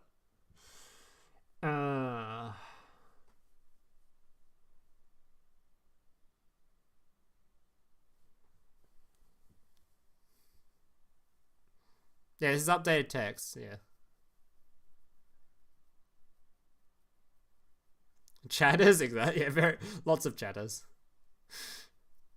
It's alright, a lot of people haven't read the updates, but yeah. Alright, so I think I have to wait to read more on this archetype to see what the actual application of this card is within the archetype, but as just a card by itself, I already know it's like a good card just because I've seen it being used for various things in Master Duel, so if it ever has a use for it in Duel Links, it will be a good card. Alright, Reptilianne Echidna. 2 monsters including a reptile monster. If this card is link summoned, you can target 1 face-up monster your opponent controls, change its attack to 0. Okay, that's very good for the Reptilianne archetype. During your main phase, if your opponent controls a monster 0 attack, you can add reptile monster different names from your deck to your hand, up to 9 monsters your opponent controls 0 attack. Oh my god. Or you just better summon monster in the next deck for the rest of this turn except Reptilianne monsters. That is a crazy effect, actually, for this archetype. They would have lots of ways to reduce to 0, right? This card by itself could already be like an add 2 if you get its effect off. Like, that sounds pretty good, actually. Too bad the archetype's pretty shit, but that effect is pretty good. Like, this card is a good effect, but the archetype is really bad, so I rate this card highly, but I don't think I can rate it. I don't think you'll see it very often just because the deck sucks, but that is a good effect. That is definitely a good effect. Ultra and Master Duel, common in Duel Links. I was trying to remember, there's some stupid combo I saw with this, I think in Master Duel at some point. I don't remember what it was, but like, they used this thing to add like a billion cards to the hand with that stupid Ooga Booga, right? Fucking Bish Balkan, whatever his stupid name is. Doesn't this thing summon all tokens with 0 defense? Yeah, you summon this thing, you give your opponent a billion tokens, you link summon it, then you add cards based on the fucking the tokens you just gave your opponent, right? So this thing with in Master Duel, you could use to add like 5 cards to your hand or some shit. In Duel Links, you can add 3 if you get that combo off, to be fair. But it's kind of hard to pull off in Duel Links compared to Master Duel, but...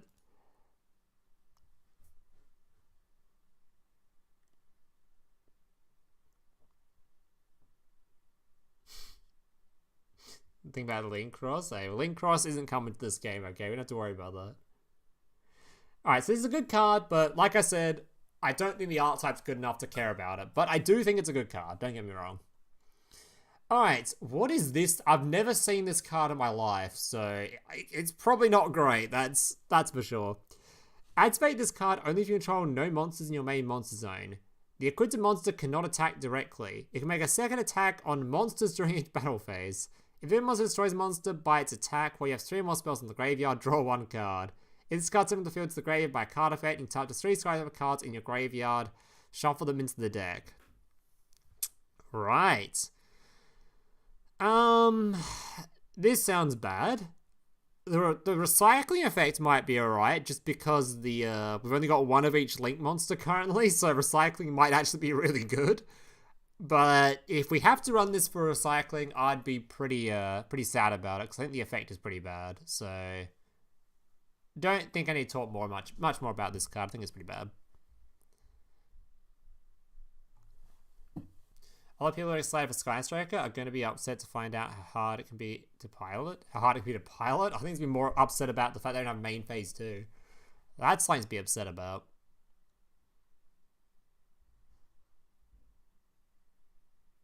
The 0 roll? Is that another Skystriker card?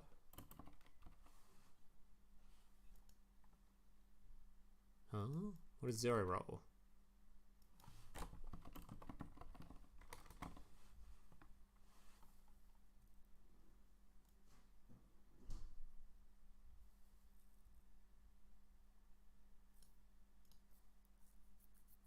The Skystriker cardable name full time.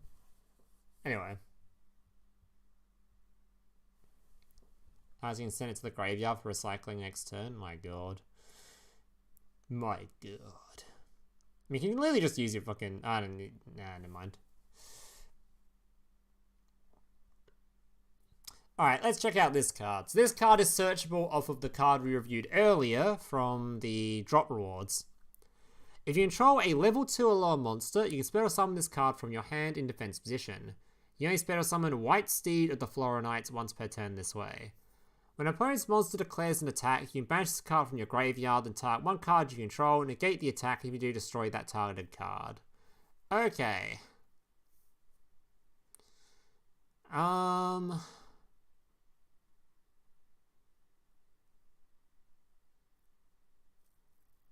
Is that it? It's just a special summon?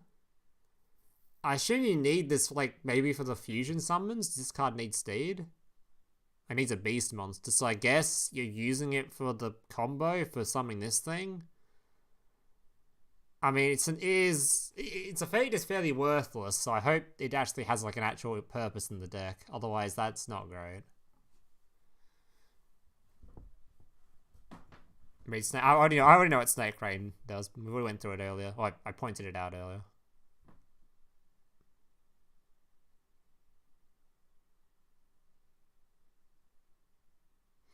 Alright.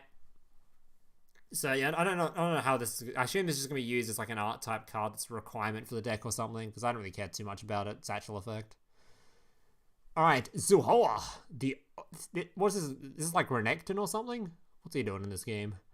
If this card is sent from the field to the graveyard or special summon from the graveyard, you activate one of these effects. Your opponent draws one card, and if you do, you can add one. Ooh, an add effect. Okay. Then each player sends one card from the hand to the graveyard. Okay, so your opponent actually doesn't get value because they get a draw, but they have to send a card to the graveyard. Okay. If this card's in your graveyard, you can send one card from your hand to the graveyard. Add this card to your hand. Okay, it recycles itself too. Okay, this card sounds great. Fantastic. 10 out of 10. Although, giving your opponent a graveyard card in a graveyard meta probably isn't the greatest. Like, giving your opponent a Mizuki probably feels pretty bad, but we do like the fact that we get to search for a card and put it in the graveyard for potential uses. Very good, very nice.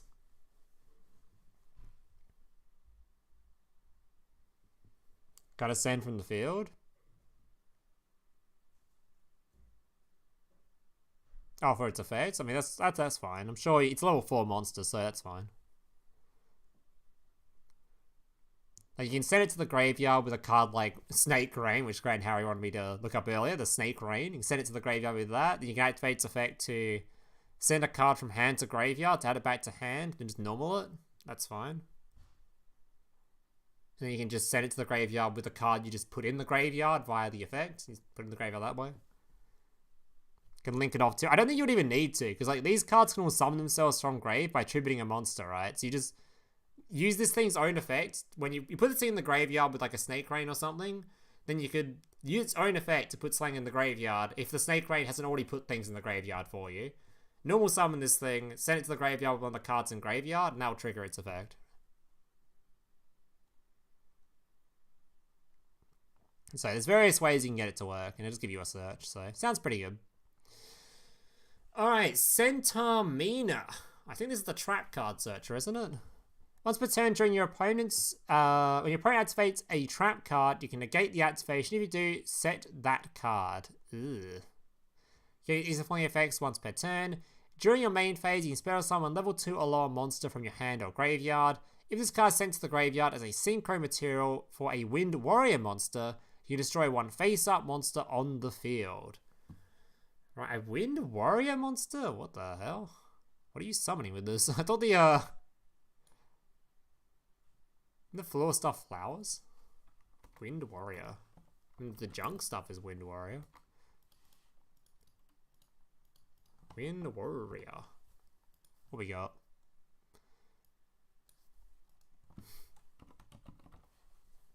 Are we fusion summoning just to then synchro it off? Oh, it is a warrior. Okay, I thought this was a flower. Like a plant or something. Right. There was a skill that worked with this, right? I mean, if the skill is good, then you might want to use this. But the actual effect is, like, not the greatest, so... I don't quite remember what the skill was, and I'm going to be honest, I can't really be bothered going to look it up. So, if the skill is good enough, the card will see play. But its actual effect is pretty hot garbo, so that has to be a pretty insane skill to care about it. And I don't remember the skill being that great from when I last ran it, I believe, so... I don't think I care too much about this. I think I care more about playing the Baron de FLEUR skill with this character than this one.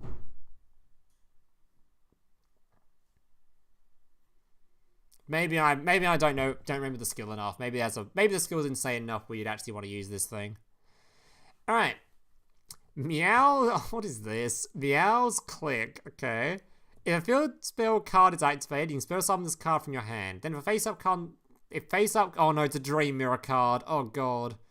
If face-up cards are in both field zones, this card cannot be destroyed by card effects. Yeah, cool. You can use its effects once per turn. During your turn, the effects of face-up cards in your opponent's field zone are negated. During your opponent's... That is fantastic, dude. Moving on. Alright, Reptilianne Codal. Codal. If you control a dark reptile monster, you can special summon this card from your hand. Then if your opponent controls any monster 0 attack, you can special summon and up to an equal number of reptilian monsters from your hand. Okay.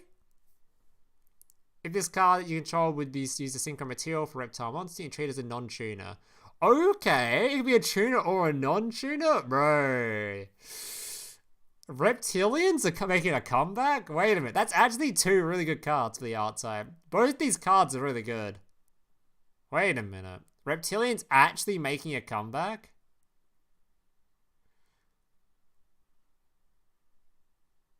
Wait, that's actually really good.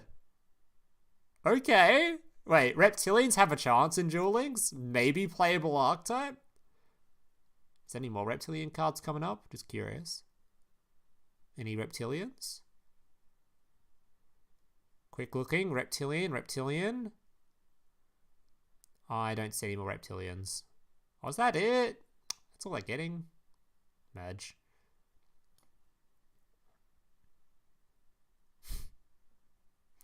I mean, you don't play these two archetypes together, right? Surely you don't.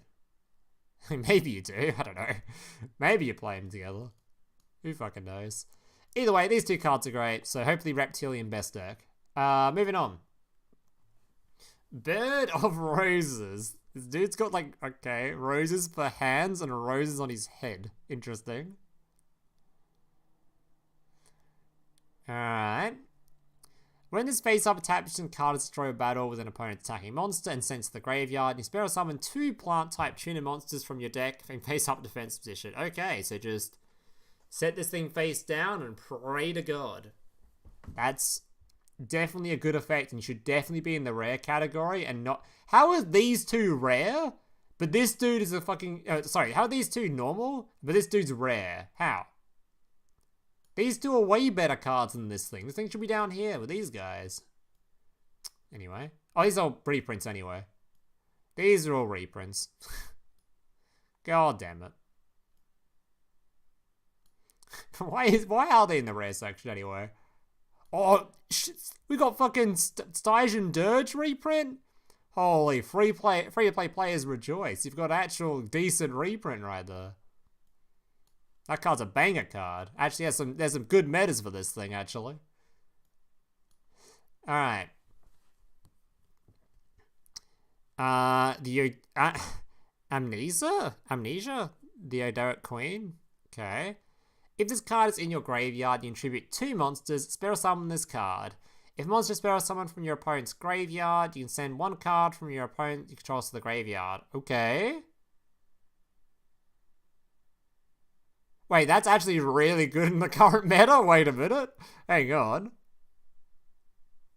If a monster is sent from your opponent's hand or deck to the graveyard, you can spell summon light or dark reptile monster from your graveyard. You can use effect once per turn. Okay. Well, current meta-wise, that's a pretty good effect. Getting her on the field's a little bit annoying, because I don't remember there being any... You're a spell summon, right? Level 4 or lower. This guy's in level 4 or lower. No chance. I mean, if you can get on the field easy, that's actually a really good effect for current meta. Can I raise zombies just this card can counter them? True. Non-target? Yeah, that's pretty fucking bug. Okay. We like that. The 2 tributes is a bit annoying though, so it might be a bit harder to summon, but seems pretty good. Alright, Armored Bitron. I guess it's actually not that hard, because if you use like Snake Crane or something, you just special summon back this card, it summons back one of the other ones, then you trip both of them off and you get this dude on the field. That's alright. Armored Bitron. You contribute this card, spell summon Cyberse monster from your deck, except Armored Bitron, but negates effects. Or you can spell summon monster rest of turn, except Cyberse monsters. Okay. If a link 3 or higher link monster you control destroy battle or an opponent's card effect, while this card's in the graveyard, you can spell summon this card but banish it when it leaves the field. Okay.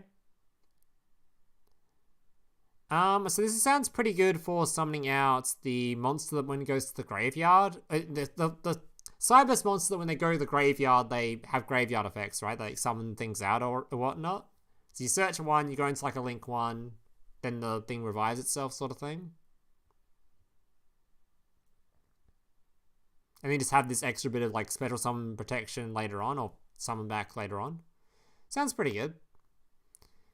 I'm not super sure on what cards we're specifically summoning with this, but even just summon like a dot scraper, right, would be good. You just use this thing to grab your dot scraper, link summon, go into a link 1, then the dot scraper will trigger and you get a summon link back. I think that works. It's only negated while it's on the field. I think it'll still work when it goes to the grave.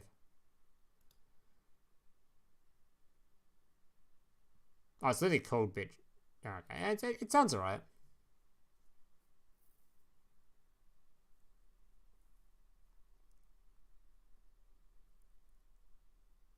You know what's the ways with Defender, right? Whoever Defender is up here. Oh, your Guardian, sorry.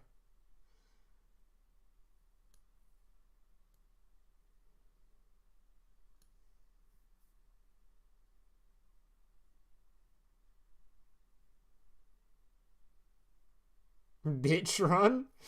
Yeah, good old armored Bitron over here.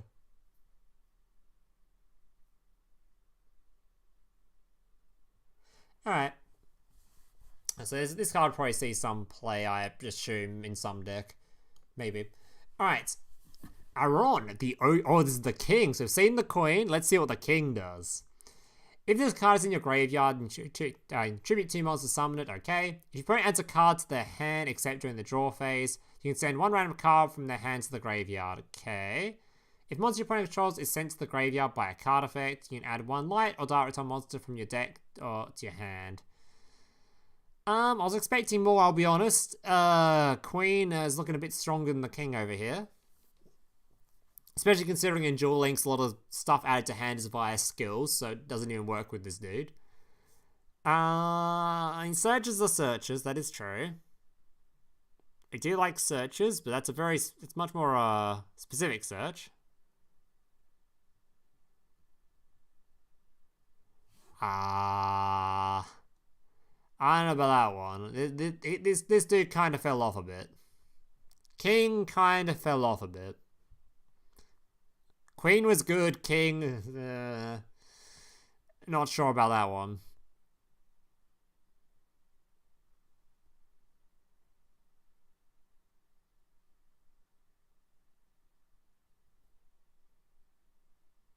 I don't know about that one. The queen's looking good, king's kind of... Oh, the king searches the queen with the skill. Okay, that makes sense. So you literally just have this in hand to search for the queen. Big brain.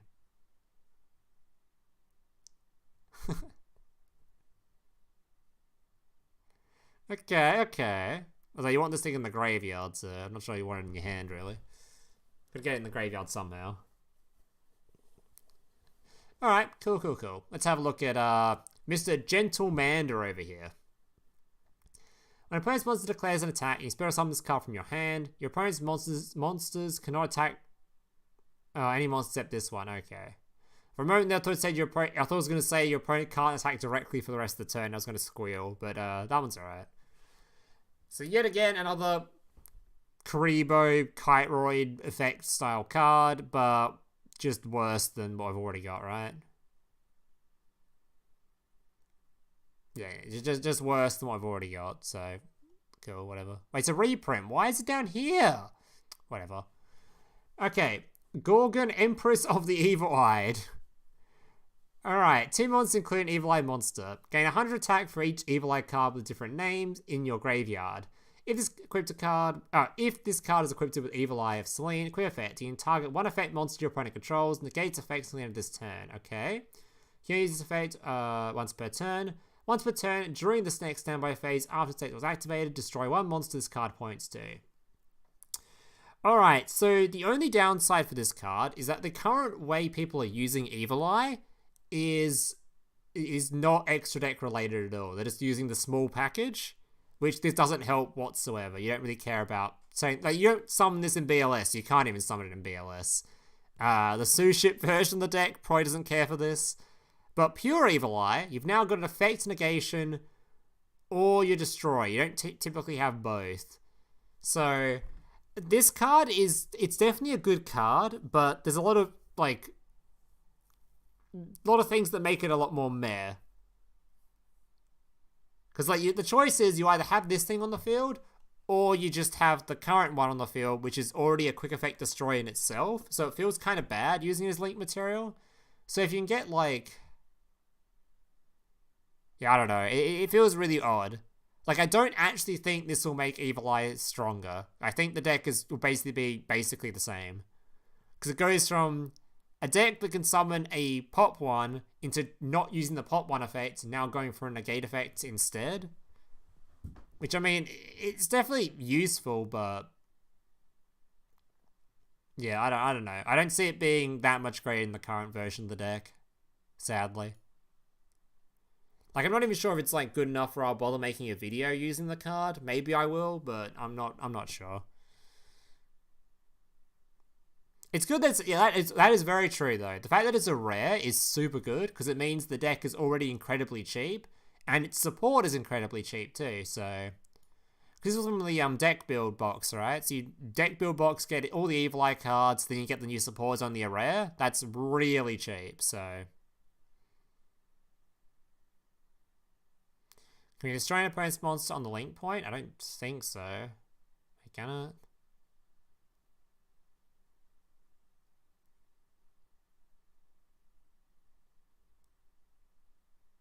Oh, yeah, you probably can. Yeah, you can.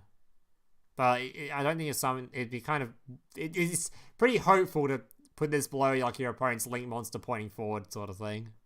That's a little bit hopeful.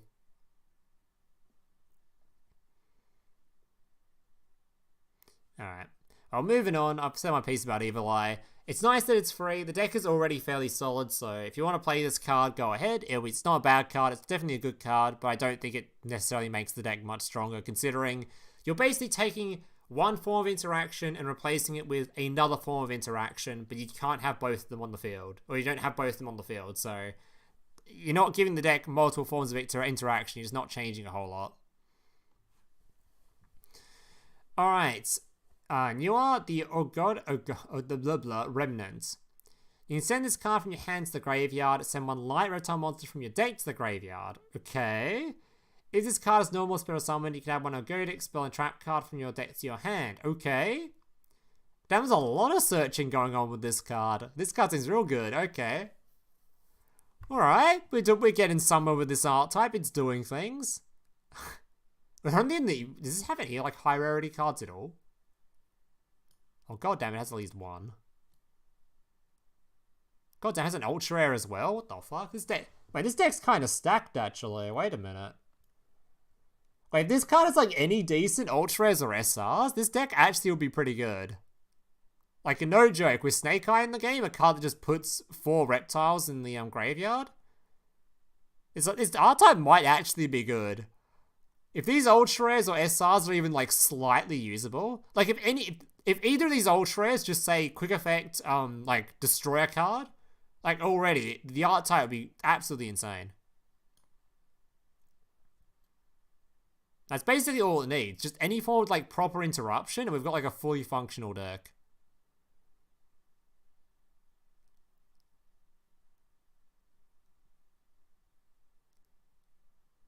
Okay. Alright, let's move on. Oh, God, Dream Mirror. Okay. Like I said earlier, guys, if the Dream Mirror card doesn't read, wins the game instantly, I'm skipping it. If a Dream Mirror monster is on the field, you can spell summon this card from your hand and make this card become dark. If this card is spell summoned by the effect of Dream Mirror monster, activate this effect. If a Dream Mirror of Joy is on the field, you can return one spell and trap card your opponent chose to the hand. Wow, it's amazing. Draw a card and shuffle one card from your hand to the deck. And moving on. Alright. The Water Lily. Send one reptile monster from your deck to the graveyard. Then if you have 5 or more reptile monsters with different names in your graveyard, you can spare summon one reptile monster from your graveyard. Okay, so a great little combo there. Activate Snake Rain, activate your Water Lily, and that's a special summon right there. God, this thing sends so much shit to the graveyard. Wait, this trap card might actually be usable. It sends so much to the graveyard. Can we actually get 8 in there? I don't know about that one, but... Alright, so that sounds pretty good as well. Also searchable off of this card if you want to.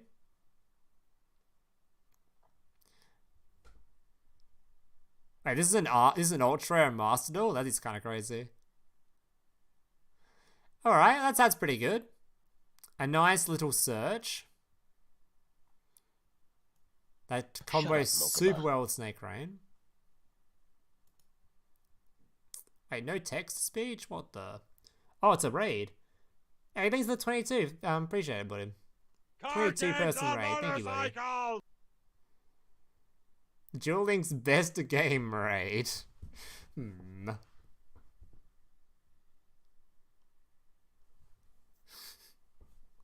Thank you, buddy. Alright. So next up we have... Oh, we're getting Cavalry. Okay. 2 level 2 monsters. This card cannot be destroyed battle while it has an exceeds material. At the end of damage step, if this card battled an opponent's monster, you can attach 1 material from this card. Return the opponent's monsters from the field to the hand. So this is what we call Paleozoic support. And that's probably it. This is your Paleo card. I'm not really sure what level 2s we have in the game other than Paleo that are good for this, but it's good Paleo support. That's for sure. I've been spreading the good gospel words of Duel Links being the best game. That is true. It is in fact the best game. Ojama support? True. Oh, live? Okay, I mean, you can summon this in Live Twin. Would you ever want to? I'm not sure. I mean, I guess. Are we really summoning this in Live Twin? Are we that desperate for removal?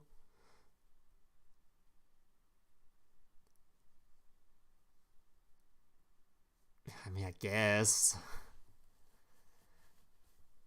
That sounds very desperate. Alright, either way, this card's actually a good card. It just needs a deck for it. Alright. Oh yeah, it's non-target. I guess Live Twin do technically have a problem with non-target removal.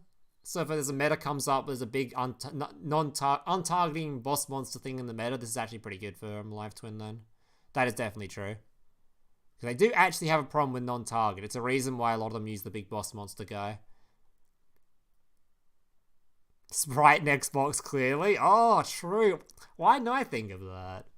It's actually hinting at Sprite's release. Of course. Live Twin can now go into Zeus. Oh my god, damn. That is insane, dude. It's actually hinting at a fucking Sprite Zeus box coming next? That's crazy. Save your gems, boys. We're getting Sprite and Zeus in the next box. My god. Hello, Mr. Stream. I'm at school and I can't hear you. How's the stream going? I feel like you've typed this exact comment in one of my previous streams. Alright. Sky Striker Airspace Air Zero. Alright, so a field spell. You can target one of the cards you control, activate the top 3 cards of your deck, and if you do, you can add 1 activated Sky Striker card to your hand, also shuffle the rest into the deck. Then if you activate a Sky Striker card, send the targeted card to the graveyard. If this card is in the field zone, is sent to the graveyard by a card effect, you can special summon Sky Striker monster from your deck. Right. Yeah, it sounds pretty good. This has like a specific combo, right? I can't remember what the actual combo is of this deck, because I actually haven't even played a game of Sky Striker before, I'm pretty sure. Yeah, pretty good card. We like activating stuff. We like adding cards to hand. Sounds pretty good. Especially considering we only have 3 zones, so you've probably got plenty of space to send Sky Striker cards to the graveyard with.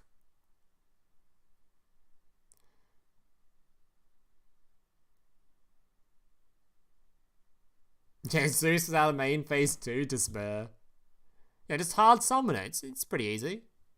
What you guys are complaining about?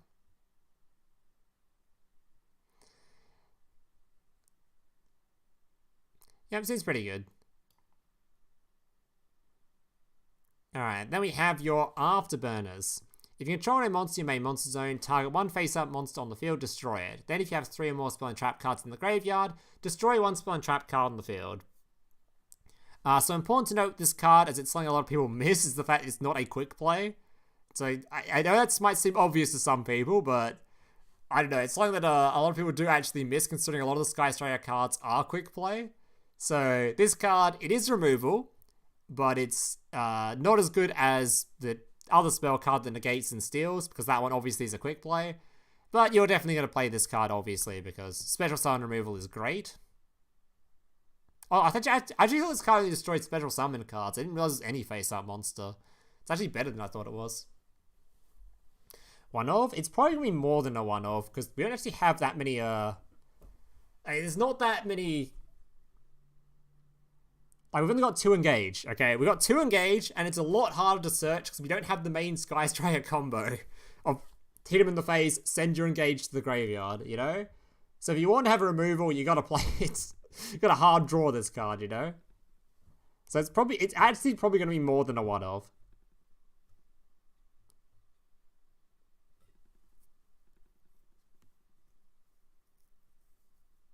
Yeah, and only 2 Widow Anchor too, so...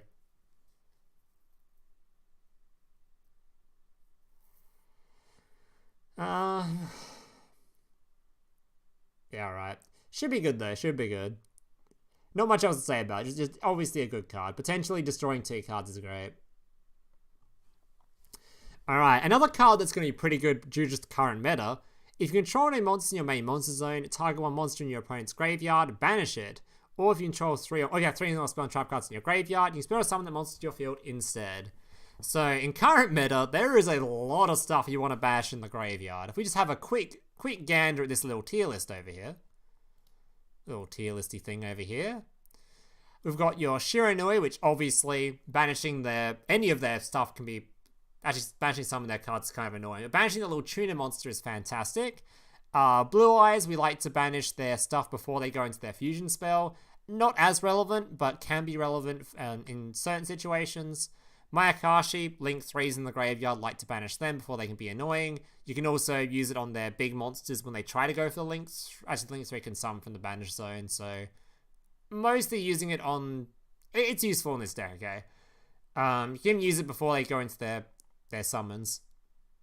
Tenyi, of course, have a lot of protection-y stuff in graveyard you want to get rid of. Live Twin require their stuff in graveyard to do their combos. Constella likes to use its graveyard as well, because it adds stuff back from the graveyard for its main combo a lot of the time, I believe. I've kind of forgotten how this deck works, it's been too long. And Galaxy adds back from graveyard as well, but also not quite as relevant. It's good for this dude, though. Galaxy Knight.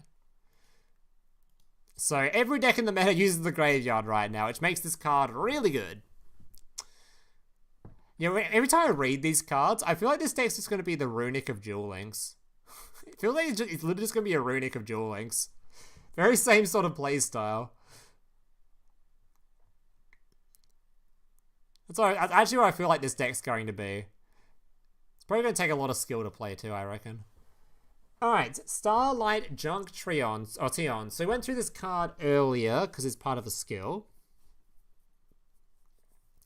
You can tribute 1 tuner monster, spell summon synchron monster from your deck with a different level than the tributed monster had on the field.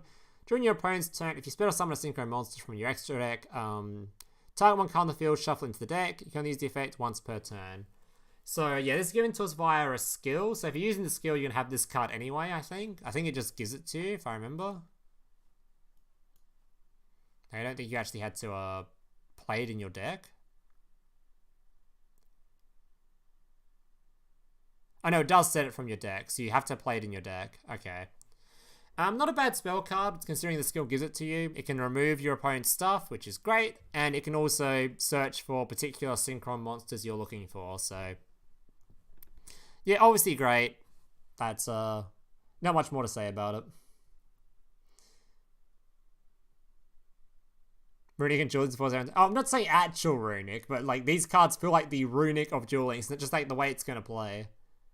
Just a lot of spell card removal sort of stuff, and seems like a very slow sort of game plan.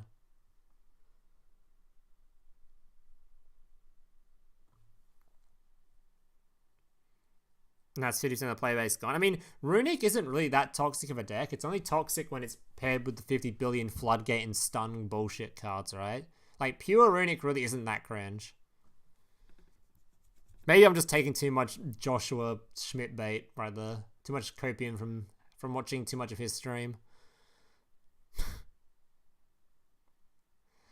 Anyway.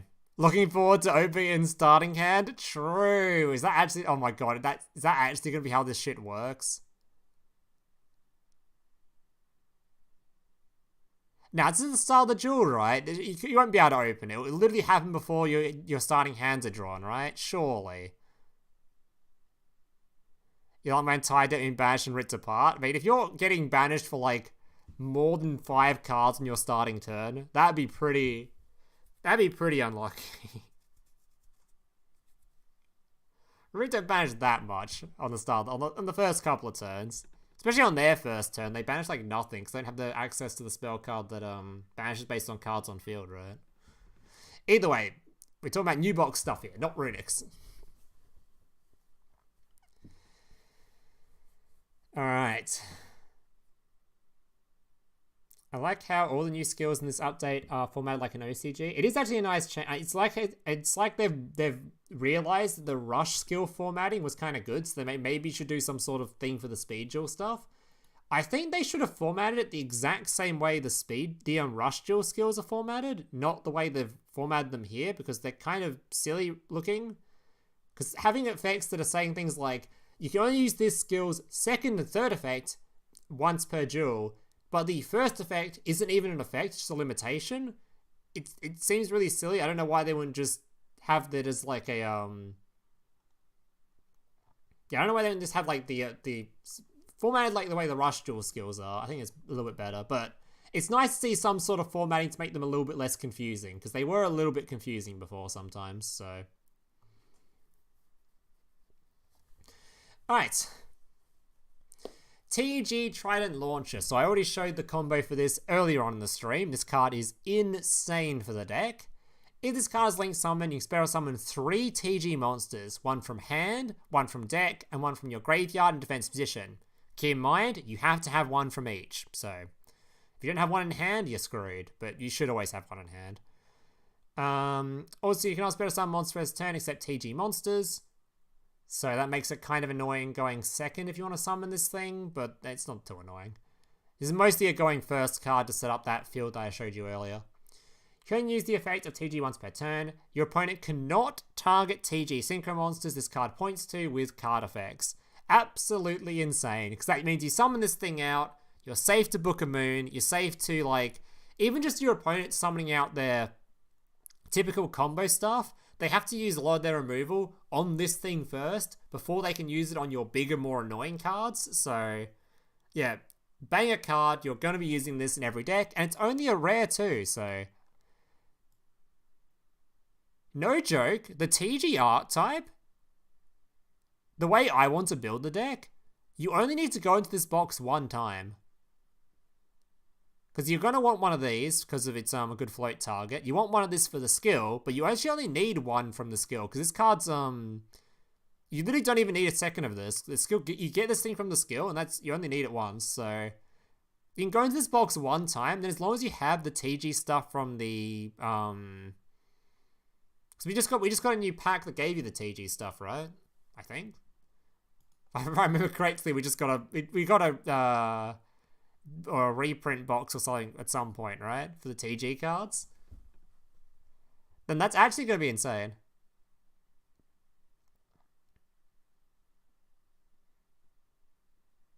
Yeah, the pickup box.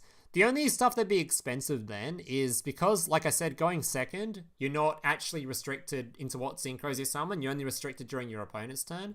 So the only expensive cards would then be just the generic synchros that you might want to play for going second. Which they might be a bit expensive if you don't have them already, if you don't already own them. But if you do already own a bunch of generic good synchros, like Black Crows and whatever else, yeah, that actually sounds really good. Sounds really cheap, I mean. I'm not sure if people will play 3 of this. I'm pretty certain you can play this at 1 with the skill, and you'll be completely fine. It might even be optimal to play this at 1. Because it's got a nice graveyard effect to add stuff back already. Plus, a lot of the TG stuff has a lot of recursion in it, just based on their what their monster effects do and stuff. So I'm not even sure you'd want to play more than 1 of this. I think you'd prefer to play just a bunch more tech cards and just search this with the skill. So this might actually be a pickup box and 1 rotation from this box, and you have the entire deck outside of generic synchros, which sounds insane. Do you want 2 or 1 of this spell? I'm personally going to be playing it at 1 on release, but that might change once I've seen, like, how other people are building the decks and how, I don't know. Because this is an insane card. It's just sort of like, if the skill gives it to you by default, and you only really need to set up your first turn, then you just rely on like tech cards and whatnot. And this thing already has recursion effect for follow-up anyway, so it's not like you need to draw one of these for your follow-up turn. You already have follow-up. So just having more tech cards sounds probably more beneficial, honestly. But I could be completely talking out my ass there. It is a pretty insane card, so... Thoughts on Noble Knights? I shouldn't be talking about these cards, right? I mean, we're about to go 3-1 in a couple of seconds, so...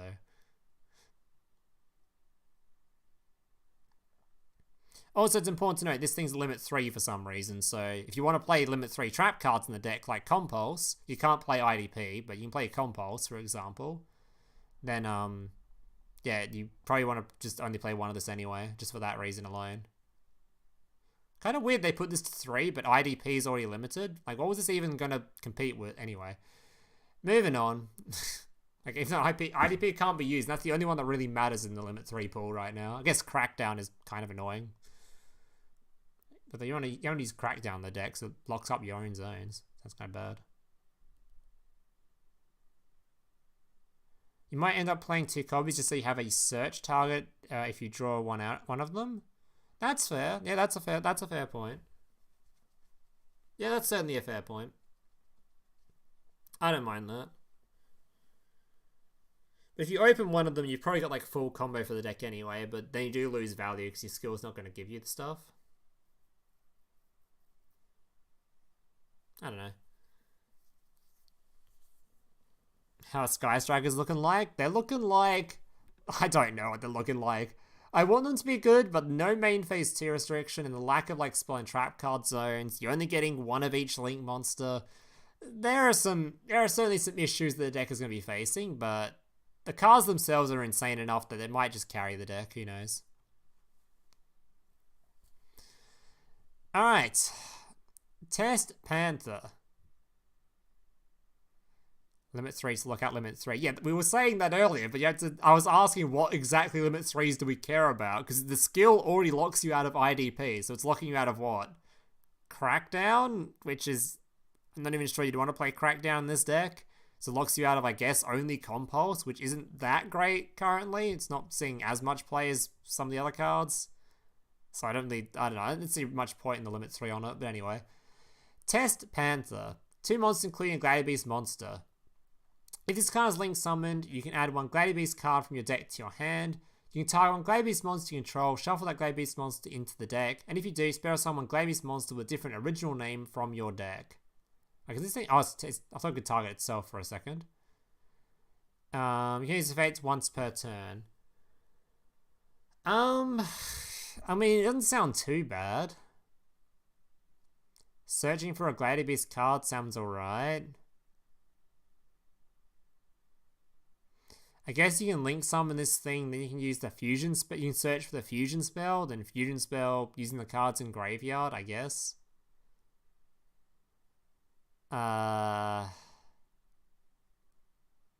Doesn't seem all that relevant though. I don't think it'll be doing a whole lot. Then again, I don't think the archetype will be relevant, so it's hard for me to say any of these cards are actually going to be useful.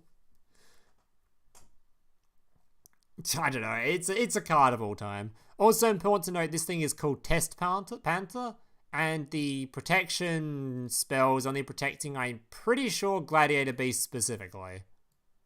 I forgot the name of the spell card. Gladiator Rejection? Rejection. Yeah, so this thing can be targeted by your opponent's back row, so that kind of defeats the purpose of using this in the first place, so probably not the most useful card for what we're trying to do. Alright, Noble Knight's Spear Holder. It is cast normal spell summoned. You can target 1 level 8 or lower monster you control. Its name becomes FLEUR Synchron. Also is treated as a tuner until the end of the end phase. Okay. You can tribute this card, add 1 equipped spell from your deck to your hand. You can only use once per turn. Okay. So you combo this with the level 6 dude from earlier, wherever it was down here somewhere. This dude. and you make the FLEUR monster that way. Alright, so I guess that's how you make it. That's another way to make the big boss monster. And that's sort of... There was definitely... I can't remember what the skill did exactly. I'm not even sure if it's in here. It must be from her level ups. If the skill is super good and makes it really easy to do that, maybe this will see play. But I'm pretty sure I'm going to be more interested in playing the Baron de Fleur skill, so... I mean, this card could be good, but it doesn't seem like... I don't know, the skill would have to be pretty insane to make this deck playable. Because on its own, this archetype really doesn't do a whole lot. Tears the Orange Chevalier Turbo. Yeah, I don't know. There's a drop for her? Not this one. You dropped the other one, I'm pretty sure. The Shield Bearer, whatever his name is.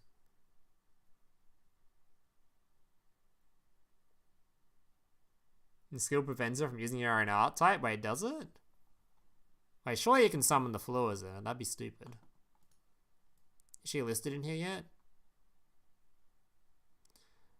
Why is Sherry not listed in here yet, man? I wonder what his skills are. Oh, we know his skills, okay.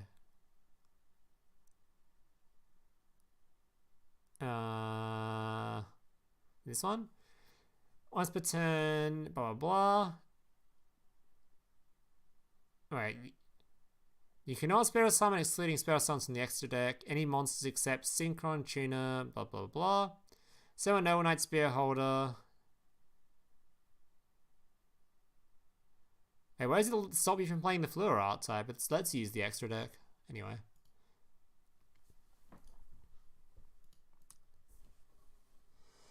Alright, what's this one do? Wheel Synchron. If this card is used, if this card you control is used as synchron material, you can treat it as a non-tuner. You can use display effects of Wheel Synchron once per turn. During your main phase, you can immediately after this effect resolves a normal summon one level 4 or lower monster, or do not spell summon monsters for the rest of the turn, extra deck first this turn, except synchron monsters. Okay, that sounds too bad. You banish this card from the graveyard and target one synchron monster you control, reduce the level by 4.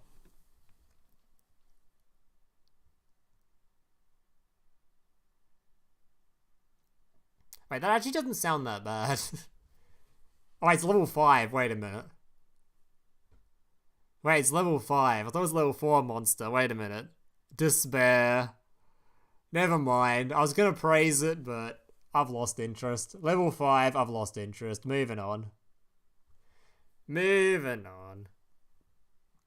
Alright. Quick play spell for the archetype. Daybreak. Tribute 1 reptile monster. For every 2 levels that tribute monster had on the field, spell summon to 1 token. Okay. During your main phase, you can banish this card from your graveyard, then target one of your banished reptile monsters, shuffle it into the deck. Then you can send 1 reptile monster from your deck to the graveyard.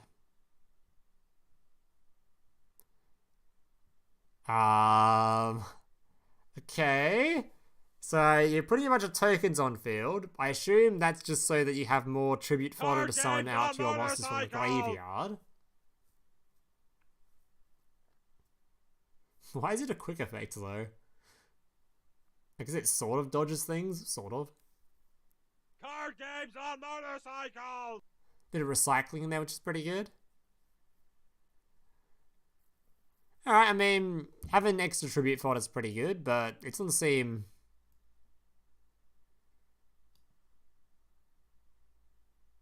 I'm just guessing it's just there for the tribute fodder. I'm not really sure what the other intended purposes. I guess summoning just 3 tokens is really annoying for your opponent to beat through, to be fair. So it's a good way to make a wall as well. Like, your opponent targets one of your monsters to be destroyed or banished. You just activate this, tribute that monster so they can't do it. Summon a bunch of tokens. They get pissed off. That sounds pretty good. You know?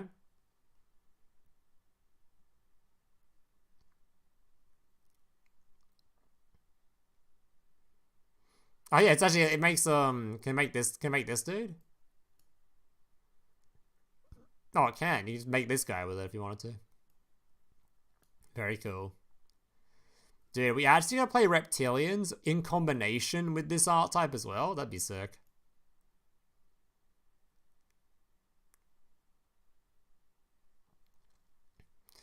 Alright, moving on. to the SR pool of cards. Alright, what have we got here? Wait, this card's not in Master Duel, really? Interesting. Alright. Mr. Towers himself right here.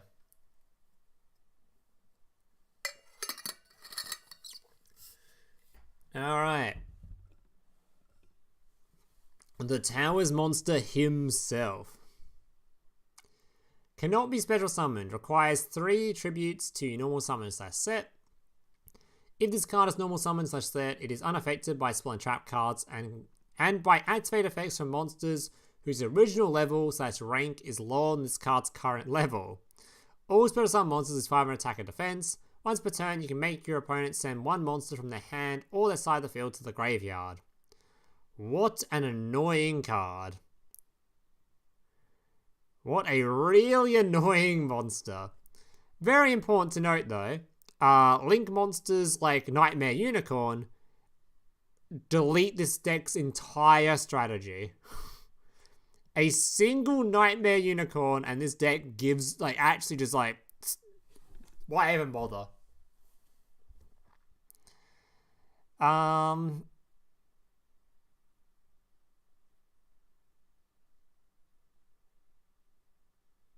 Yeah, this deck just sounds like another one of those really annoying decks. It's gonna be like the Time Lords of like Duel Links, right? We just come across like you come across this deck on ladder, you'll see it occasionally, and you'll be like, oh my god, that's annoying. What an annoying fucking card. But it's honestly not that toxic. Like this will be easily beatable. I don't expect it to be a competitive deck, just because I'm pretty sure. Yeah, it's like a deck. Yeah, like you said it right. It's a deck that can catch people off guard. But if you come across a single Link deck, it just falls apart completely.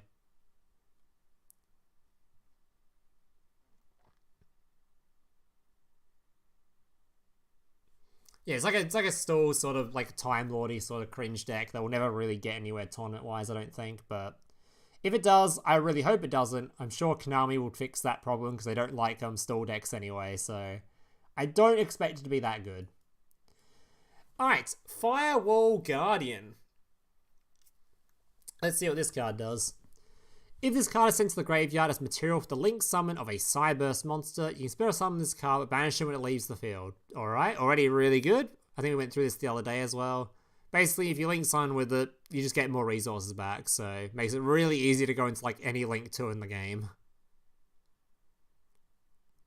When an attack is declared involving your Link monster and an opponent's Link monster, you banish this card from the graveyard to negate the attack. If you do until the end of this turn, the original attack of that opponent's monster becomes 0. Also, it's unaffected by the card effects except its own. So, second effect is really good as well, just for having extra bit of protection whilst it's in the graveyard. Good way to make your opponent's monsters be 0 attack to beat them to death. And its first effect is also great to make Link climbing really fucking easy, so... This guy keeps appearing in your starting hand in Master Duel.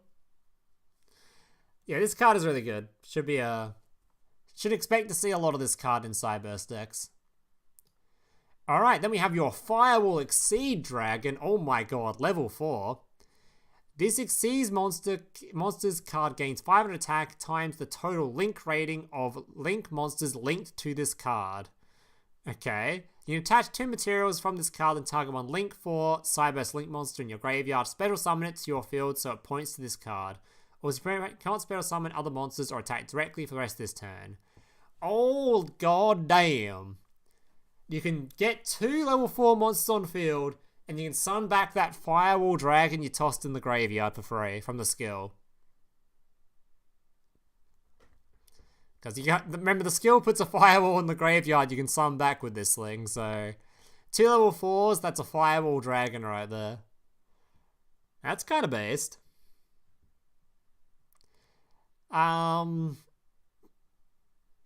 That's probably the only real practical use for it, though. I don't think we really care about it otherwise, but... The fact you can summon back Firewall with this is probably pretty worth it.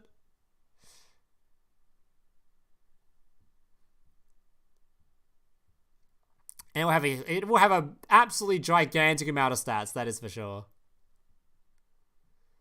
Firewall Dragon on field, this dude with 1 billion stats, and I mean, that's not even necessarily at the end of your turn. It's just, if you're playing a Cyberse deck, right, and you're doing some sort of link climb combo or whatever, as long as you end with, like, a way to get 2 level 4 monsters at the end of it, you can summon this thing out, bring back a firewall, and you have your firewall plus whatever else you've got going on. Right? Like, firewall has to be co-linked. I don't even remember firewall's effect. It has to be co-linked, right, for its effect? Or does it not?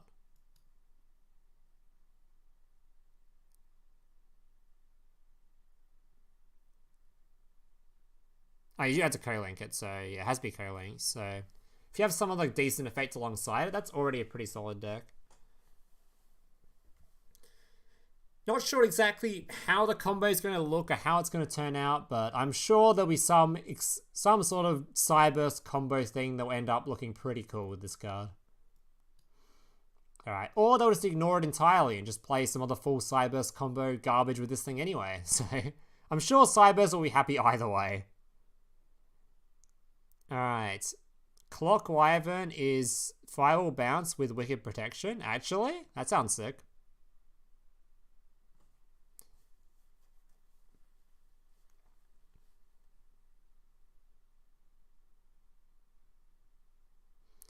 Alright, Gouki the Blade Ogre. Gain 300 attack for... What is this link? Think 3. Gain 300 attack for each monster it points to. Once per turn, you treat one monster this card points to on either field. This card... Oh, on either field? This card can make a second attack during each battle phase this turn. Okay, so this is going to be a brain check of your opponent to make sure they're using their zones correctly. Because if your opponent puts something in front of this thing, or in front of the link arrow, oh boy. That'd be pretty bad for them if they do.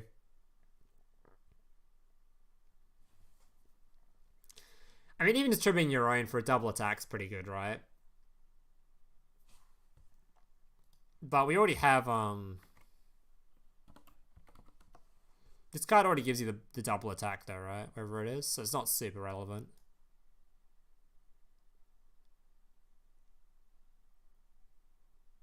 No, it doesn't give you multiple attack. Alright, so this thing gives you... You've already got 20 billion attack and piercing damage, and potentially a double attack that can potentially tribute your opponent's monsters if they're really silly.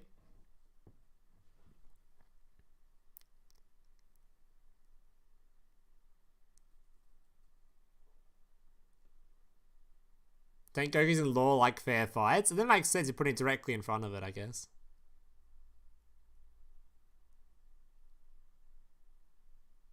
The link for special summons, guys. What's your opponent's field? Thunder Ogre's effect.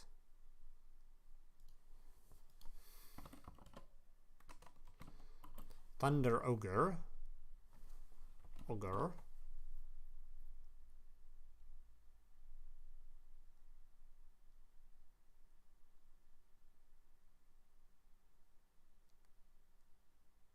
Uh-huh.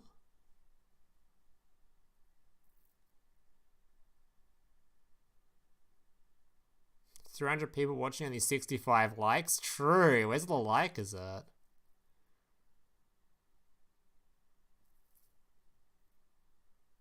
Yeah. We can tribute the link monster to the point down too. Alright, takes out a pretty good card. It's more of a it's more of a checking your opponents and putting things in dumb zones sort of a card though. But it seems like a pretty good card. That's a reprint. Is that a reprint of a... Is that our second selection box reprint in here? Alright. The blah blah blah blah, the blah blah blah Overlord. If this card is in your graveyard, you contribute 3 monsters, which is why I guess you want 3 tokens with this thing. Spirit summon this card. Once while this card's face up on the field, quick effect, you can send all monsters in the field to the graveyard, except face up monsters spirit summon from the graveyard. Current meta wise? I mean, there's a lot of cards that can get revived from the graveyard. There's a lot of cards that actually get revived from the graveyard currently, but that aside, that is a pretty powerful effect. That is definitely a powerful effect. Maybe not the best meta for this effect, but overall, that is an insane effect.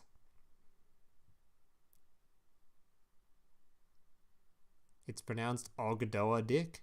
That still sounds a whole lot of stuff.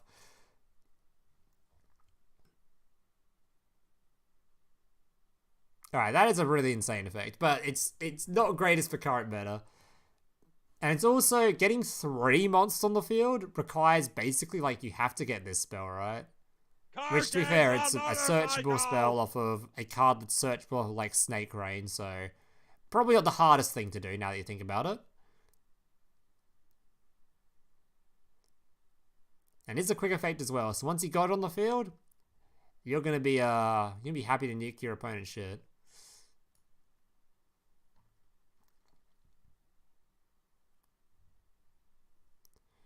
Alright, let's have a look at, moving on. I think it's the only if about this thing is whether or not 3 monsters is actually a concern, which it might be even with this card. But it's probably not that much of a concern. It's probably playable. Alright, Dream Mirror. Do I bother reading it? Alright, 2 Dream Mirror monsters of different attributes. So like I said, I've already said this a billion times in the stream for people that missed it. When I go through Dream Mirror cards, if the card specifically doesn't state that it wins the game instantly, I don't care about it whatsoever because this archetype is basically unplayable. So if this card doesn't specifically say wins me the game, I'm going to skip it because it needs to do something that good to be a playable deck. 2 Dream Mirror monsters of different attributes. While faces up on the field, this card is also light attributed. You can only use each of the following effects once per turn. When a monster effect is activated while Dream Mirror is on the field, you can negate the effect. I mean, that's pretty good. If Dream Mirror draws on the field, you can tribute this card to put summon 1 Dream Mirror Elking from your X deck in defense position. So it negates, that also summons the other fusion, I assume, is what it's summoning. Yeah, but you have to start with both field spells on the field, right?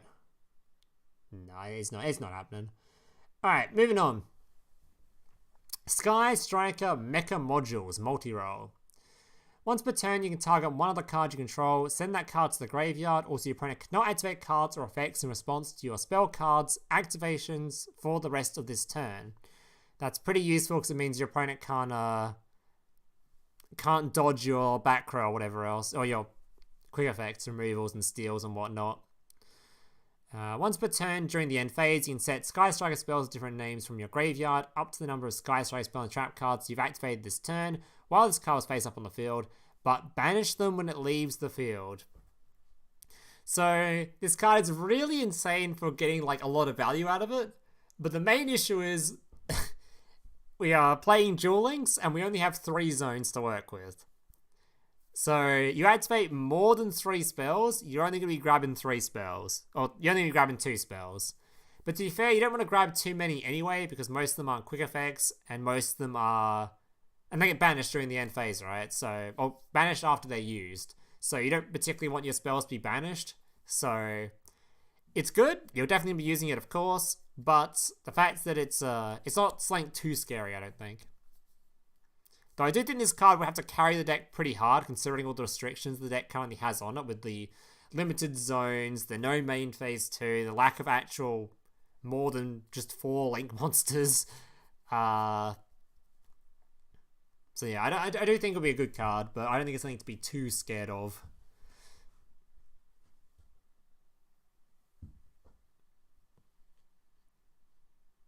Nothing to be too scared of.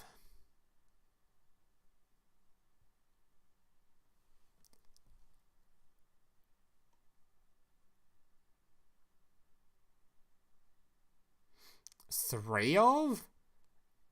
That sounds like a brick waiting to happen. Just open 2 of them, just absolutely hate your life. And you might want to play 3 of it, because you are in a 22 card deck, to be fair. Only 2 engage. I think you might have to play 3 just for consistency reasons. 2 engage, can't search for it via the combo because you don't have main phase 2. Don't have I don't know. I had to wait and see till I start trying to build stuff, whether or not... I might let the Sky Striker experts try to build the deck first, and I'll take some inspiration for them, and I might go build something a bit easier on day 1. I'm pretty sure my day one deck's just gonna be the TG deck. So I've basically already formulated in my head how I want the TG deck to look. So I don't think it's gonna be that hard to build for me. Outside of maybe deciding what generic synchros I want for going second. Other than that, I've basically got the deck built for me in my head, so... I'll show you the way. Okay. Okay, bro. Alright. What have we got here? Horse of the Floral Knights. If this card is normal spell summoned, you can add one light noble knight monster from your deck to your hand. You only use the effect once per turn. Once per turn during your main phase, you can fusion summon one fusion monster from your extra deck using this card you control and other monsters from your hand or field as fusion material. Okay. So this card is a one card fusion basically for your Mina, which we already said earlier isn't that great of an effect, but can be used to climb. Card games on motorcycles! So I guess you'll use this thing to search for the tuner, and I assume the tuner can be used to fusion summon into your dude here, and this thing can revive the tuner for the one card combo into the fusion monster, onto the link monster, right? Oh, not link, synchro.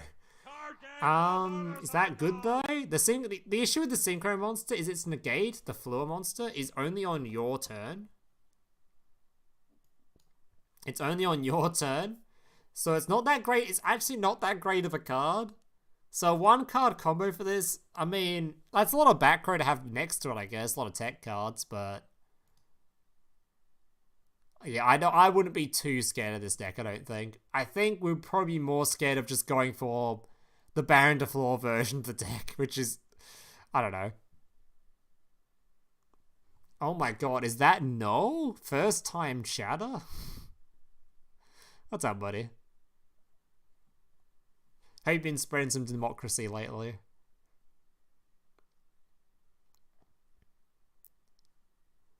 Is the other fusion with the same name as Spell and Trap card negate? The other fusion? I actually don't know. I assume it's worse than this one, so is it worth looking up? If Baron's the best card they can put out, then it's not that good. I don't know.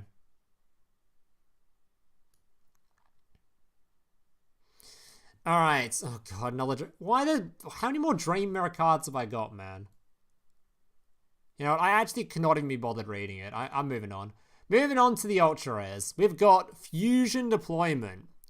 Alright. Reveal one fusion monster in your extra deck and special summon from your hand or deck one of the fusion materials whose name is specifically listed on that card. Also, you cannot special summon monsters from the extra deck except fusion monsters the turn you activate this card. Alright. So this card is really good for Gladiator Beast, actually, because you're going to be summoning out your fusion monster or your monsters straight from the deck, which triggers the spell card, which you've got in the skill automatically, to summon out more cards to actually get some stuff actually going with this deck list, to get your contact fuses out to your pop cards, all that kind of stuff. So, Gladiator Beast-wise, good card. Other archetypes, I'm not sure which ones in particular are super good for. Let's get some names in chat. What do we got? Give me some good archetypes for this card that's actually super useful for. What do we got? Array is 15. Don't care. L plus ratio. Dark Magician? I mean, kind of good, I guess. Branded. Yes, it's good and branded. That is true. Wrong game. I've got two branded answers. We're not playing Master Duel here. Ojama, Blue Eyes, Glue Eyes. Lots of Glue Eyes, actually. Hero. Hero's an interesting one, actually. Wait, is Stratos on normal? You're on special summon too, right? Is there a fusion monster that mentions Stratos? Wait, there's no fusion monster that specifically mentions Stratos though, right? There's not, damn it. Unfortunate. I was thinking of the Mask Change guy, but he uses wind, right? Just Neos? Despair. What the fuck is that? As to the Invoker. Okay, now we're actually in the Copium category. We can move on from that one. Card games on motorcycles. Fluffle. True. Alright, so there's some good targets for this, but I think the main one on day one is to be messing around with is Gladiator Beast. Alright, Ghost Mourner and Moonlit Chill. If your opponent special summons a monster face up, except during the damage step, you can discard this card, then target one of those face up monsters, negate its effects until the end of this turn. Also, that face up monster leaves the field this turn, its controller takes damage equal to half its original attack. Alright, so this card is basically another 3 copies of Effect Veiler, but quite a bit worse. As in Duel Links, I think interrupting the normal summon is way more important. And this card only negates special summons. So I don't think this will see play without a very specific meta. Yeah, I don't actually see this seeing much play. No feet, it's bad. True. Yeah, I actually don't think this will see play. I don't think we'll see that much play. I think you'd prefer to play Veiler, and Veiler's already played sort of scarcely-ish. It's only really played in decks that have so much room for tech cards, like Live Twin or something. So I don't think you'd play this over Effect Veiler, and I don't think you'd play this over the current like Limit 3 traps or anything like that. It'd take like a very specific meta to want this thing. First Ghost means her sisters are coming to spare. No, not Ash Blossom, please. You can use it in your turn also. If your opponent's special summoning during your turn, I guess. I guess that means it's good. It's like the current zombie deck, I guess, which summons during your turn. It's good against Shiranui, actually. Actually, that's true. It actually has a couple of good uses in current meta. It's good into Shiranui, and it's good into the current zombie deck. It's also good into Mayakashi. Actually, never mind. This card actually might see play. Maybe I'll take that back. This card negates like all those. I mean, Chalice does as well, but this obviously has the added bonus of being usable during your turn. Or during their turn, I mean. Or something. Yeah, maybe we'll see a bit of play. Maybe it's good enough just for the current meta-wise, actually. We might actually be in the meta I was describing. When I say it requires a specific meta to be usable, maybe we're actually in that meta. A lot of graveyard summoning stuff during the opponent's turn. It's actually a good time to use this thing.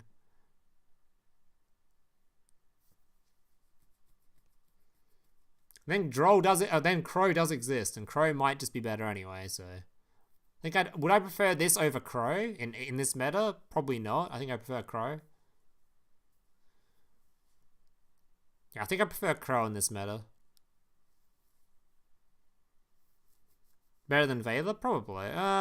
It's Veiler works on the normal summon, and in Duel Links, there's a lot of decks in most metas, and I'm not sure it really counts for the current one, but a lot of metas that rely on their normal summon, where if you just activate Veiler, the turn's just over. What's it have to do with the graveyard? Like I said earlier, okay, I guess I'll go through it specifically because it makes it easier. It works on special summoned monsters when you get a special summon card in the field, so not Tenyu. Where are you? Oh, yeah, the tier list hasn't got the zombie deck on it yet, bro. Anyway, so Shiranui, during your turn, they want to summon out a Sun Saga to nuke your field.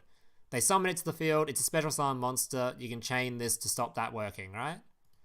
In the new current zombie deck, there's that level 8 zombie dude they summon back from the graveyard during your turn. You can use your Ghost Mourner on it to negate that effect. You don't get Slink banished. Whereas Veiler can't do either of those because it's only usable during the opponent's turn. Other examples would be Blue Eyes fusion summoning during your turn. You can negate their fusion summon monster. Not that really matters because they pop via the spell card, but you might want to negate it for some reason. I don't know. Live Twin summon during your turn to pop a card. You can negate it. Yeah. Mayakashi summon. You can negate that. That kind of thing. There's a lot of good targets for it, actually. So might actually see some play. Alright. Card games on motorcycles. Trap and a tuner? Probably not. The TG stuff's kind of like, if you're using like this card specifically, I thought this thing had like, this thing's gonna be summoning from like hand, deck, or whatever else. It seems pretty too specific to be using a, something that isn't specifically a TG monster, I think. Alright, moving on. Board Rock Negator though, yeah, the Board Rock nobody's summoning currently because it conflicts with the current skill for the deck. I don't think that matters whatsoever. Alright, Nunu the... Nunu? It's the fucking League of Legends character? Alright, what's this card do? Level 4. You can send this card from your hand to the graveyard, send one dark reptile monster from your deck to the graveyard. If you control any monsters or you control a monster, you special summon this card from your graveyard, banish it when it leaves the field. Oh, you know special monsters, except reptile monsters, while this card is face up in the monster zone. Okay, so it's a monster that can just summon itself to the field for free for extra tribute fodder. And it's a card you can just send to the graveyard to then just put more reptiles in your graveyard. This deck stacks up its graveyard so fucking quickly, actually. My god. How good is this deck going to be?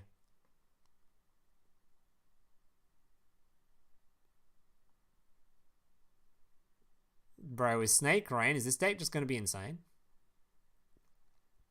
We've only got one form of interruption, though, so far, and it's just this man. Or just, this man, right? Everything else has been sort of pretty meh.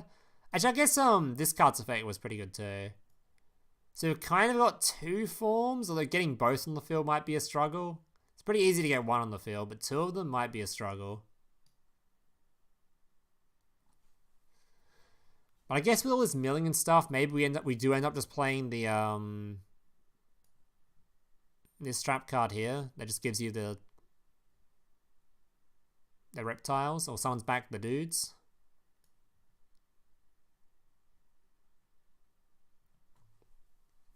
Better than Sky Striker, maybe.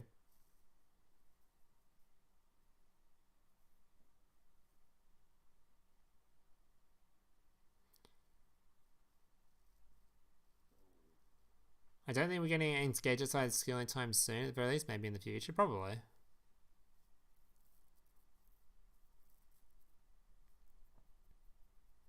You can go Xyz turn 1 for Dweller. Doesn't this thing literally say you can't summon except Reptile?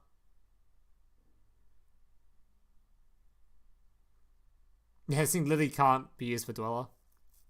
It says no. I don't think Dweller is a reptile last time I checked. Alright, moving on. We have got Sausage de FLEUR? We'll go with that. You can target one monster you control and one card on the field. Special summon this card. Oh, I remember, this is the fucking annoying card, right? You can special summon this card from your hand if you do destroy them. Okay, now this card that is a good effect, actually. This is an effect that's really annoying to deal with because your opponent can't target this thing before the removal gets used. So your opponent has like a warning point, or they have like a chalice set, or even like a droplet set, or they have a quick effect target negate thing from one of their monsters. All that just doesn't work. You just activate this thing, send their monster to the graveyard, it comes out to the field, right?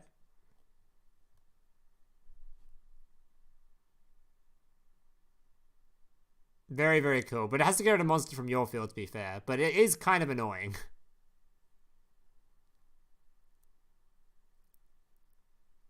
Can't be used with the FLEUR skill because it's not a Synchron or a Noble Knight with 800 attack.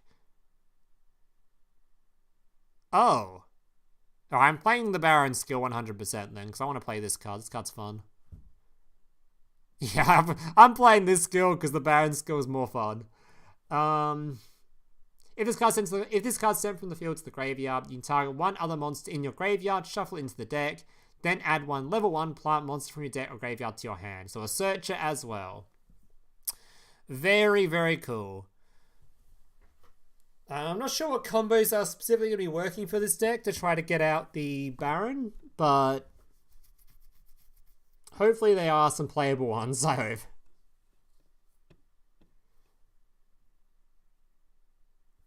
Yeah, the pull effect's already insane. Like, I know specifically we're talking Master Duel. This card is used in the going second deck as just not for its archetype name or anything. It's just used for its, like, special summon remove effect, because it's a really strong effect. I think it's this card, right? What's the name? It's called Sausage de Fleur. Might be thinking of a higher level one, but I'm pretty sure it's this card.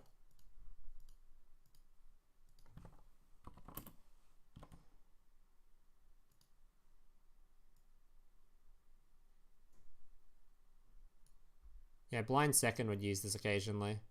That's what I'm thinking of it from. Well, I actually don't use that often anymore, but I swear I've seen this card quite a lot. Anyway, it's a very good card. Probably deserves its ultra rare ranking. Speaking of deserving an ultra rare ranking, though, I'm not sure this card deserves one. Shooting Star Dragon TGEX. Alright. 1 Tuner Synchro Monster plus 1 non-Tuner Synchro Monster. When a monster effect is activated that targets a monster you control, you can banish 1 Tuner monster from your graveyard to negate the activation. If you do, destroy that card. So basically, it's immune to targeting effects for the most part. You can only use each effect once per turn. When a monster declares an attack, you can negate the attack. Pretty important to note with that, considering this thing is only immune to targeting effects. It means a lot of ways people want to out this thing is just by beating over it. And this thing is a way to negate that, which is kind of useful. During your opponent's turn, if this card is in your graveyard, quick effect, you contribute 2 Synchro monsters, special summon this card. So, I showed earlier on stream, a lot of people saw earlier, that Dueling Book replay. Maybe we just bring it up and just fast forward it from earlier. I just bring up the exact replay.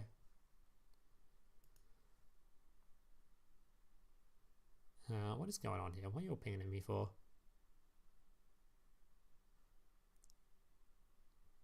Here's my TG channel. The main thing I'm going to be using it for, not sure if this is the best way to use it, if it's going to be better as like an end field card or not. But the main way I'm going to be using it is, we'll just fast forward this to the point.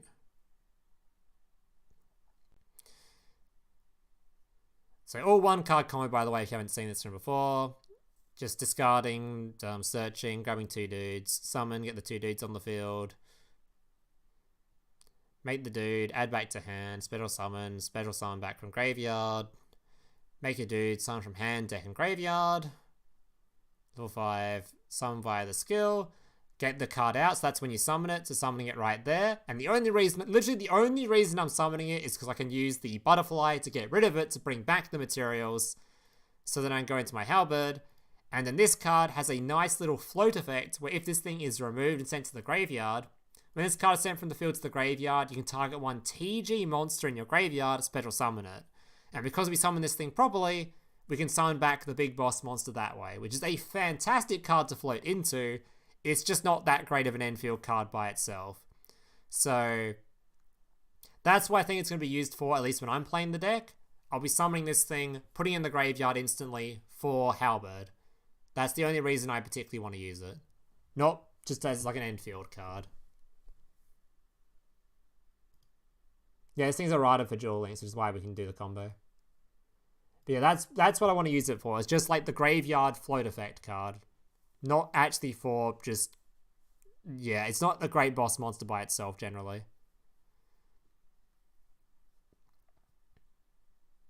Use Space with Stardust Warrior level 10 Synchro. You could, if you... I know, it doesn't summon... The TG monster only summons back TG monsters, so that doesn't really work in that sense, no.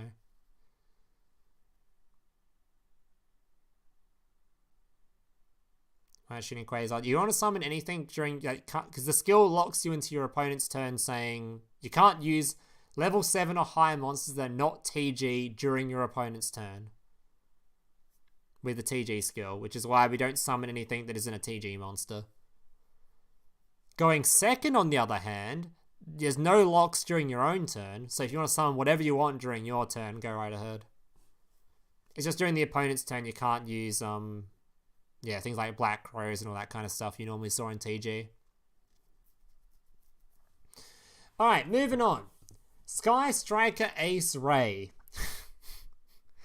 Let's chill on the copy pastas, guys. Okay, I don't want to see a billion copy pastas about how much you love Sky Striker Ace Ray. Alright. For fuck's sake. Oh my god.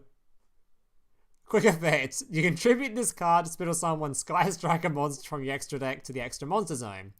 While this card is in your graveyard, if a face-up Sky Striker Link monster you control is destroyed at battle or leaves the field via an opponent's card effect, you can spittle summon this card.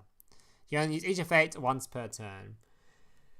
Alright, so this card is obviously the card you want to get for the archetype. Wait, where was the other... Do we not get a second Sky Striker monster? Wait, we didn't get another Sky Striker monster. Or the spell card that gives us the Sky Striker monsters. Is this the only one we've got to make Sky Strikers out of? Do we just have to hard draw this or engage or the deck doesn't function or what? Skill adds them? I have to go look at the skill again. I've got to look at the skill again. Hang on. Reading. Add 2 Skyward Engage.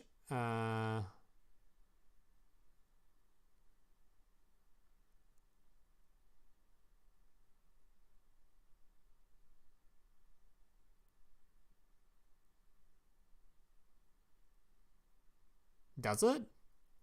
Am I stupid?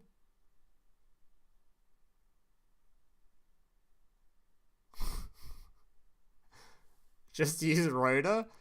Okay, so...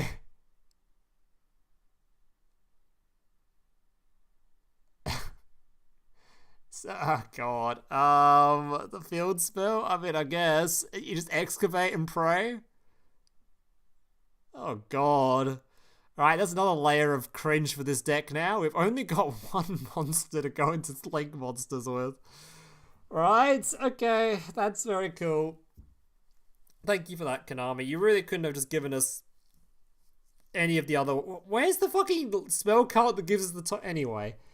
Let's just talk about this card. This card's really good, of course, because you can summon it out. You can then use it as immediately, you can just go into a Link monster, or if your opponent tries to target this with back row, you can just tribute it, special summon out a Sky Striker monster, effectively dodging the back row. You can use it for when your opponent removes one of your cards, it just summons itself back, use its effect, summon out another Link monster. You can use it during the battle phase to swing in, quick effect, swap out for an extra 1500 damage. A lot of really powerful effects with this, and the most notable thing is, it's the only actual Sky Striker monster we have right now to go into any of the Link monsters, so you kind of have to have 3 of this card if you want to play it. It is a very expensive deck now. This deck's actually a 3-off box, you need both of these at 3 basically. And you, judging by the fact that you only have this card as your only option for your Link summon, where the hell is the field spell? God, I don't want to play 3 of this. I guess we have Rhoda as well. I don't know.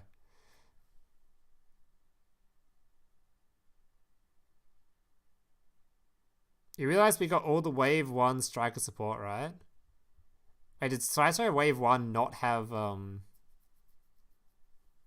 a second target to make Link monsters out of? That sounds kind of lame. Yes, anyways to get hold of this card. What are you talking about? Alright. Alright. You've convinced me. You got me. Drones was Wave 1? Was it? It had Hornet Drones? I mean, Hornet Drones is the one I'm talking about. We don't have Hornet Drones though. We have 2 copies of Engage. We have 1 copy of whatchamacallit, Rhoda.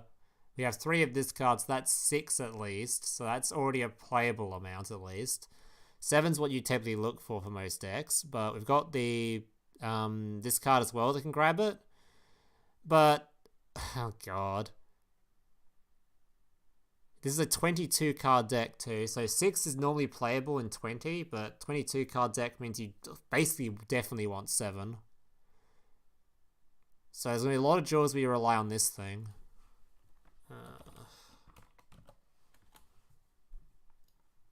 I don't know the math on 22 cards because I always play 20, so let's see what the actual math is on 22 card. So we're playing 7. We've got 6 guaranteed ways of grabbing it. This one's like a bit of an RNG factor, so we can add that in later. But we just talk about guaranteed ways. There's only 6 of them.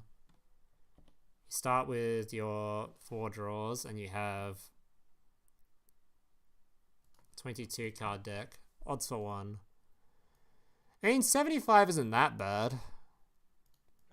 I mean, a quarter year of games bricking sounds cringe, but we do have this card as like a backup, which probably brings this over 80%, which is, yeah, definitely playable.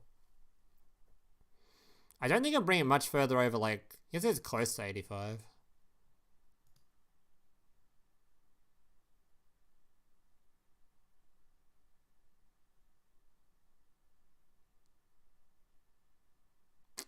Let's make top 3.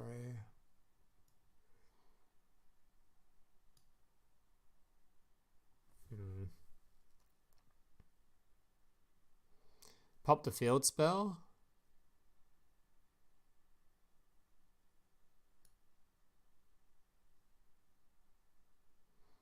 Oh, so you draw a 2-card combo, so these two? I mean, that's true. It's not always a gamble.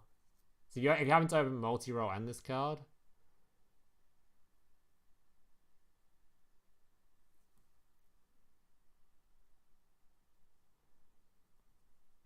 I mean, that'll definitely bring it up over 80. I mean, over 80 is enough for any deck, so that's fine. That's definitely a playable amount. It's a bit annoying that your engage search probably have to go towards it a lot of the time, but that's probably fine. I definitely prefer Hornet drones to be in the game, that's for sure. How's the gamble was playable in 40?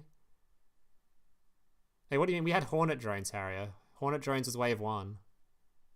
What do you mean? And the gamble I'm referring to was just the top 3 cards off the deck. That's a gamble because it's 3 cards. But that's the only gamble I'm referring to. I'm not saying the entire deck is a gamble. I was referring to this card having a top 3 cards is a gamble. Like I was saying, this card wasn't reliable at getting the Ray.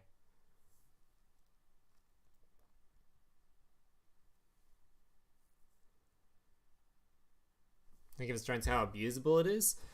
I mean, I'm hoping this deck's gonna be really good. If this deck turns out to be another what's you call it situation? What's the deck that only turned out to be okay? Shadow.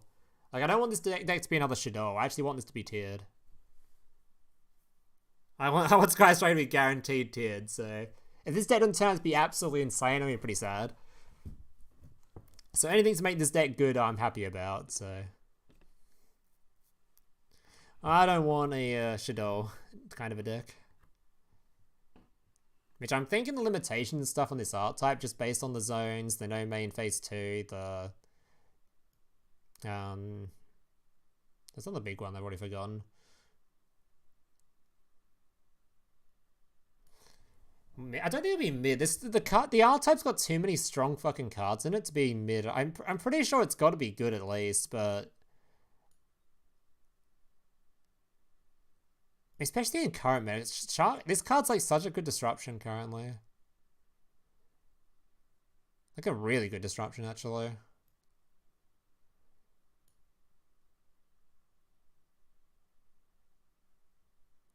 This thing makes things really annoying for... Actually, not that. It's not as annoying for Mayakashi, because Mayakashi can get from the Banish Zone, right?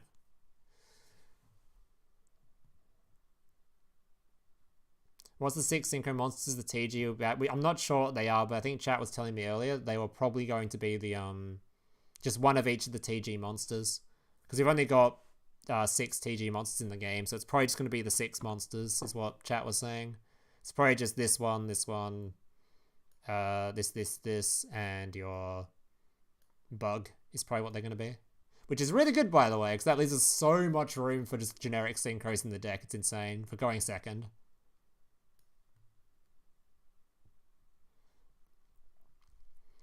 There's another thing we haven't talked about with Sky Striker, we haven't even mentioned, is Sky Striker is also really good as like a package for other decks. I'm not really sure if that will work too well in Duel Links, but it might be able to package this with something else.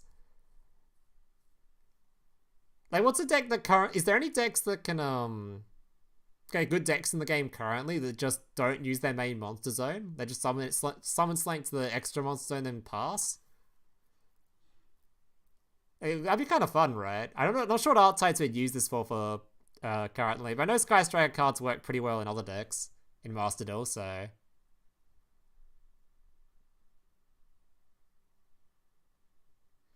In a potential tier 0 situation again? I don't think it'll be tier 0. I think it'd be tier... I mean, it'd take a bit to make this deck tier 0 in this game. Tenyi? I guess Tenyi does end on the Link 3 pass. Maybe it makes the deck no longer a hot load of steaming dog poop. Live Twin? Oh, a Live Twin does leave their zones open until you summon the monster. So I guess you can just use your back row first, then summon it. That'd be kind of cool. Lives would be a funny one for this deck, actually. I don't think it'd be good, but it maybe be alright, actually. I don't know. Tenyi's actually super interesting. When does Tenyi lock you? I don't know. It probably doesn't work too well. Without drones or engaged opponent. I guess drones is actually the main one because it gives you the special summons. So you need to like normal this guy or something. Let's just talk about this last card. We're talking so much about Sky Strike and we haven't even gone through the last card yet. Shizuku. 1 non-water Sky Strike Ace monster. Monster your opponent controls is 100 attack and defense for each spell in your graveyard. Once per turn during the end phase, if this card was special summoned this turn, you can add 1 Sky Strike spell from your deck to your hand with a name different from the cards in your graveyard. You can only special summon Sky Striker Ace Shinzuku once per turn. I'm actually surprised this card was the ultra rare and they didn't make it what's-her-face. The card's not in this box, the one's given to you via the skill. I feel like she was more of a, the red one was probably more of the more ultra rareable, I think, in my opinion, but it doesn't really matter. Yeah, great card. Use it during the end phase, add a card back, so you generally just end your turn with this thing for a search, which feels pretty good. But yeah, not too much else to talk about with it. Yeah, I think Kagri would have been better UR, personally. But they're just saving that ultra for the future. The next couple of boxes, they have more Sky Striker support. You know?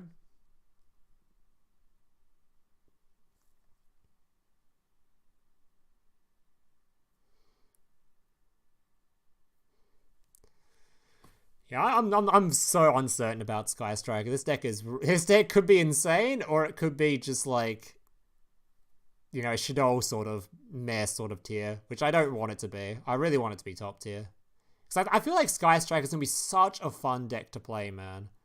I feel like Sky Striker, even if it did turn out to be a tier 0 format, which it 100% won't, but if it did turn out to be a tier 0 format, I feel like this would be the kind of format that feel like the salad format tier 0, where the deck's kind of fun to play.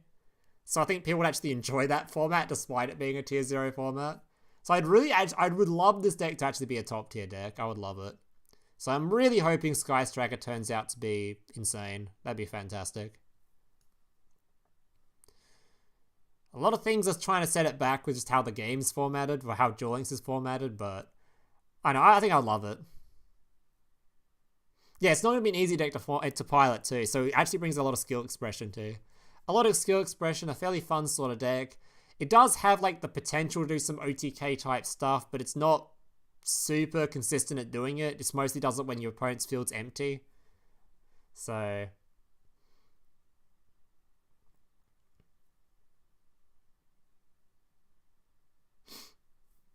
There's such some funny things you can do with this archetype too. Because if you summon something into your opponent's monster zone, it can be really annoying. They can't use their spells anymore. So you activate like IDP to summon a card to both fields, and you just don't banish the monster you give to your opponent. You just leave it there, and your opponent just gets annoyed by it because you can't use their spells then. It's a very interesting deck.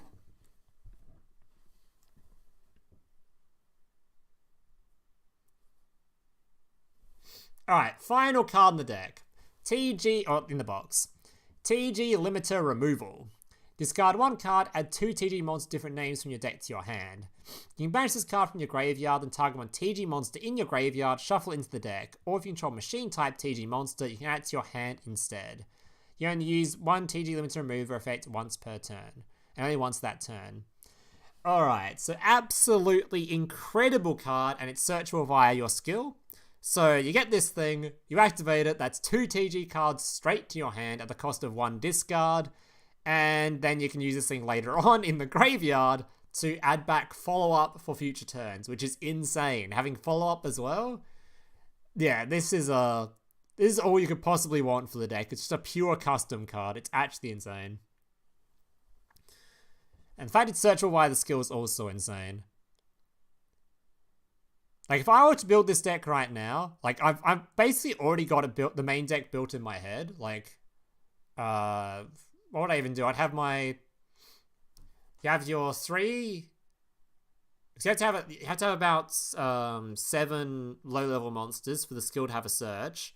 So you have your 7 low-level monsters of any kind. Basically, 3 of the level 3, some amount of level 2. You need level 1, so 3 level 1, maybe.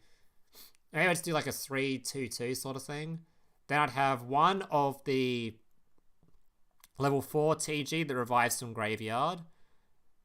Then you have 1 of this card, and that's your 9 cards done. And then 11 tech cards, which is whatever the fuck you feel like.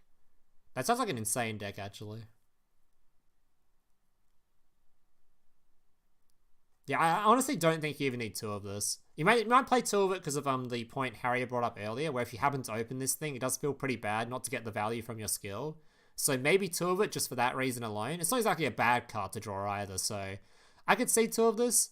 But if you want to play like triple of your limit 3 techs, then...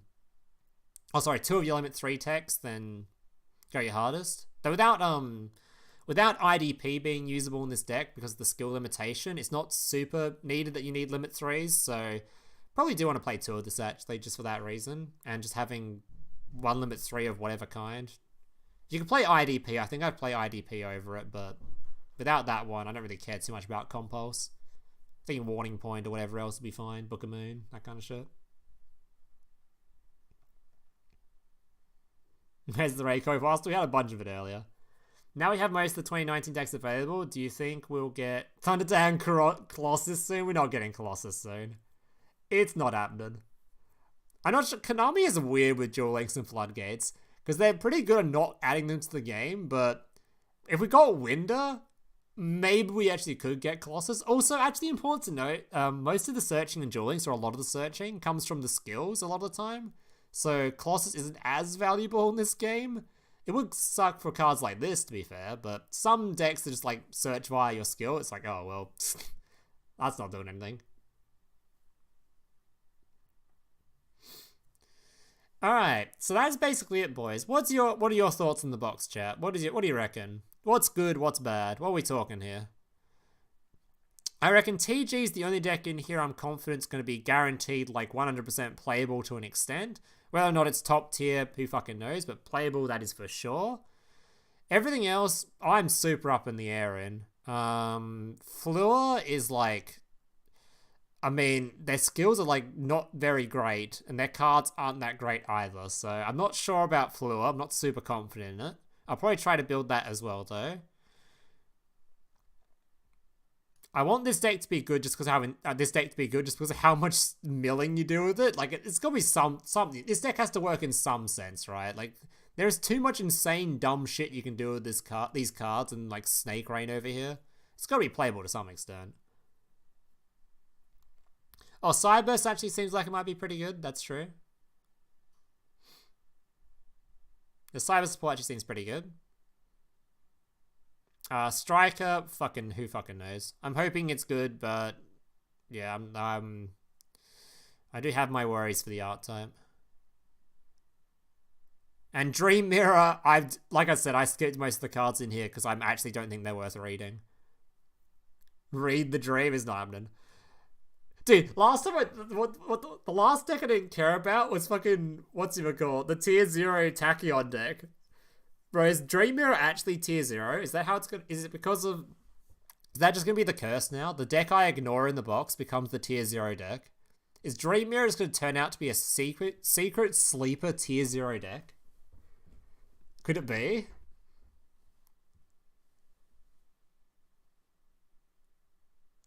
The Dream Mirror you skipped to circular the archetype? Oh, so every card in the archetype? Because I skipped every single card, so... Even the cards I read for the Dream Mirror in here, I've already forgotten what they do because I didn't take in any of the information for them. I just skipped them.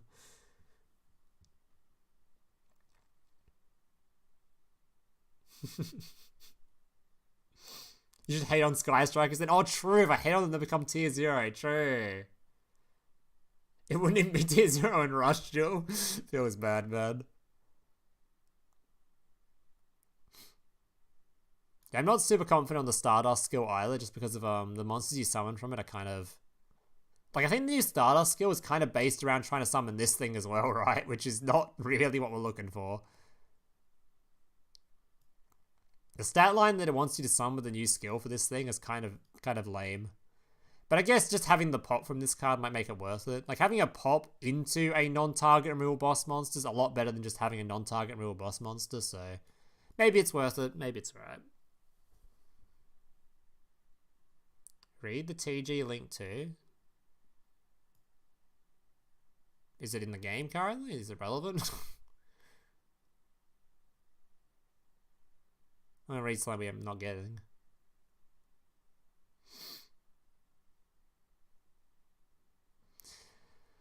Alright, boys, I think that's gonna do it for the stream. I don't think I've missed anything. I don't think actually, there's something I've missed. Where's her level up rewards? I wanna know what you get from her. Is it in here? Oh, here we go. Here's the level up rewards. So this is what we get from the new character, which is released today, by the way. So what in here is new? You're not new. You're new. What does this thing do? A field spell. Soul Binding Gate. To activate this card, you must control no monsters, and a set spell and trap card you control must be being destroyed by card effect this turn. Okay. During the main phase, exactly one monster with less attack than your life points is summoned, and you have Z1 in your graveyard. Destroy that monster. What? Alright, that is certainly a card of all time. I'm so glad this takes up 3 of my level ups right there. That's fantastic. 3 of my level ups went towards this. That's fantastic. Alright, what does this card do? When a monster is spell summoned to your opponent's field and a face-up field spell is on the field, target one of them and banish it. I mean, it's not that bad. Certainly not that good either. Like, we could just play Compulse and just, you know, have the 1/1 removal without requiring a field spell on field, but... Or requiring your opponent to special summon, you just use it whenever, but... I mean, it's not the worst. If FLEUR had a search card, this would be great. It's just I don't think FLEUR had a search card, does it? Is there any searches in FLEUR anywhere? Anyone searching for any FLEUR cards, or... No? No FLEUR searches in here anywhere? Okay. Okay. Never mind. Oh, there's the pendulum counter. True! A good way to banish your opponent's entire pendulum field based. That is true. But if I wanted to do that kind of behavior, I go play Toons and just briefcase control my opponents, you know? But I don't mind the card. It's just, yeah. Alright. Chain Close. What is this? When a card on the field is destroyed battle or card effect is into the graveyard, your opponent cannot activate spell and trap cards this turn. Neither player can activate cards or face response to this card's activation. Ooh. A lingering floodgate.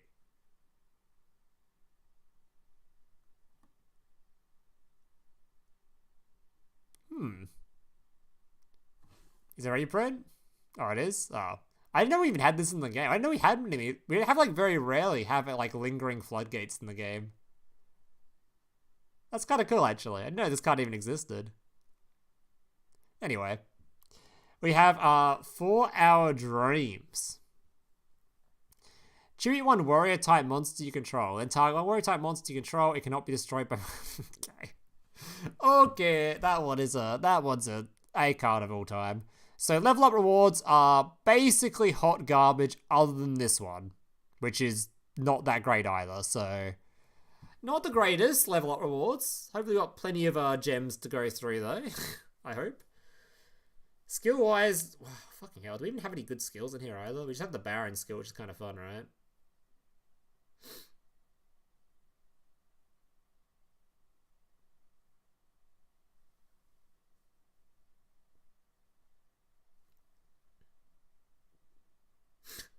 Okay, I guess we're going to be trying this skill out, but I'm not sure how good that's actually going to be.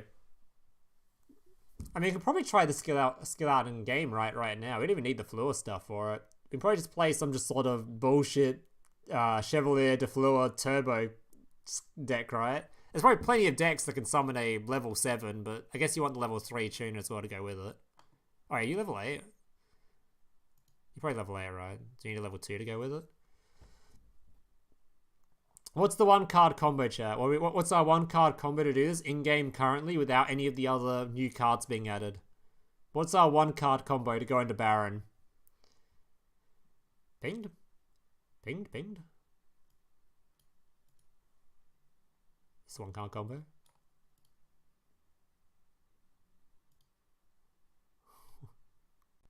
What is this?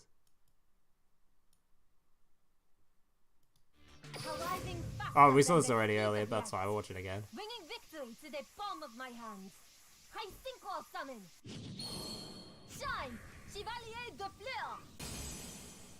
I wish Baron de FLEUR got an animation too.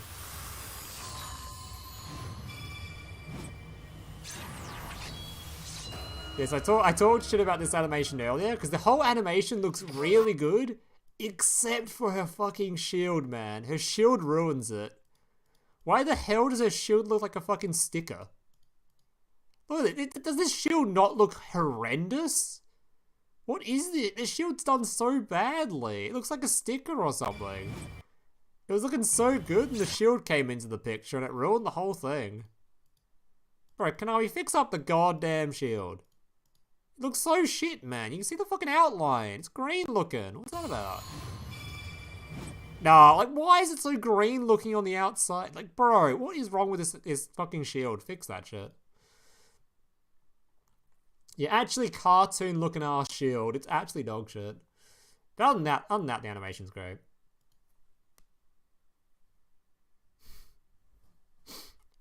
But what... I've got to spend a bunch of time looking for, or trying to steal some ideas from other people to find what the one card combo is for this thing. There's probably there's got to be a one card combo in the game right now. Can't be that hard. One card, someone to get this thing out into this. Really can't be that hard.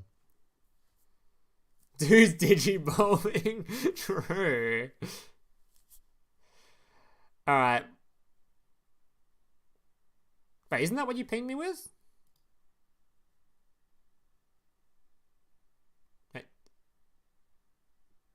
Harry, are you okay? I just watched this.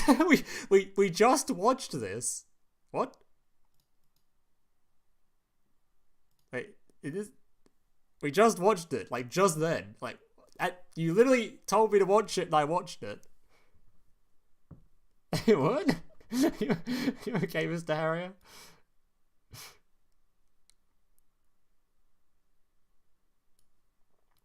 Grant is having a stroke. Like, it's not like we just watched it, we watched it, and then I spoke a lot about it and complained about the stream. And you were like, what? You okay, Mr. Harrier? Maybe rewind the stream a little bit and you'll watch it again. Like, 2 whole minutes back. Oh, Harry's on a delay? Okay, that's fair.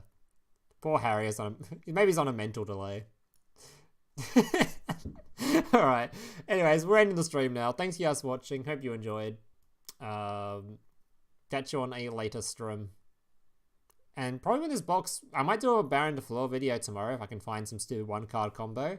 And then the box releases on the 28th, which is 3 days from now, so...